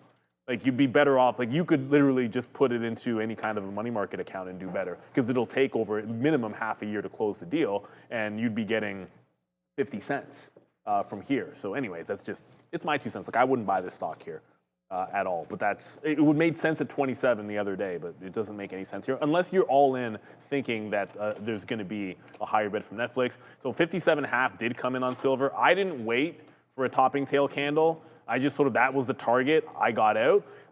I'm half considering whether I want to reload on the trend line, but it did go to kind of the targeted move. So I'm not going to automatically buy the trend line. And also the time of day, I might let it retrace a little bit further as well. Open door, I might be able to get back into. I've only traded that Intel and Open door. Cancel VWAP there. This will be the fail for me. I liked it to 7.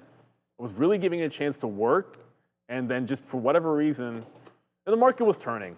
It's not for whatever reason. The market was turning. I'm like, okay, well, the market's turning. I don't want to get caught in this, so I got out of Open door. That's the one that'll kind of gripe me, because I could have just been continuing to sell in front of $7. Now you're back at the low of the day. So yeah, not as good as it should have been on Open door.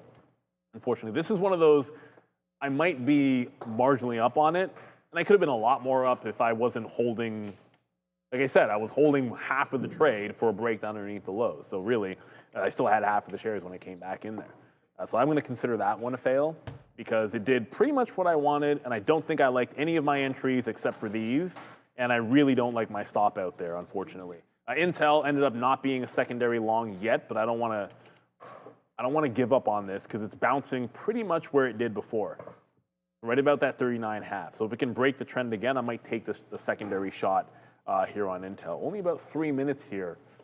I think the other day we didn't do what's for lunch, remember? Well, it was that barbecue chicken. I just want to put this up because Neil and I are just talking about it right now. And Alexi, I did buy some at this level. I bought some at 96 a couple days ago. So I'm long Netflix now and fine with it and looking to buy more if it gets lower. I mean, if they had a good quarter and the price, we just went over it. So yeah, I am buying a little bit more Netflix there. So thanks for that. Well, not here. I'm buying some more a little bit lower. If we can get into that 92 again, I'll think about it. But looking more at that 88 level. All right, we just had a huge move down, obviously in the futures as we talked about what Google's been doing. And then for some reason, man, we got right back up to 55 again. So we do short that level right there, sort of the shelf that we broke off of. We will get another piece out there as we're getting lighter and lighter on this position. Still, triple digits as far as shares are concerned on this. So we'll wait. That could be 101. It could be 99, 99, 99 right there. So we'll wait to see what winds up happening now with the TQQs. But Neil just nailed it. Let's figure out right now. What's for lunch? Apparently Jeff Mendel's coming through. So if he comes through, then he should be taking us out for lunch and then bringing back a doggy bag for Sharif and Joe over here. Shout out, Sharif's laughing at that. So, okay. Today, though, we have a United States flag on our food.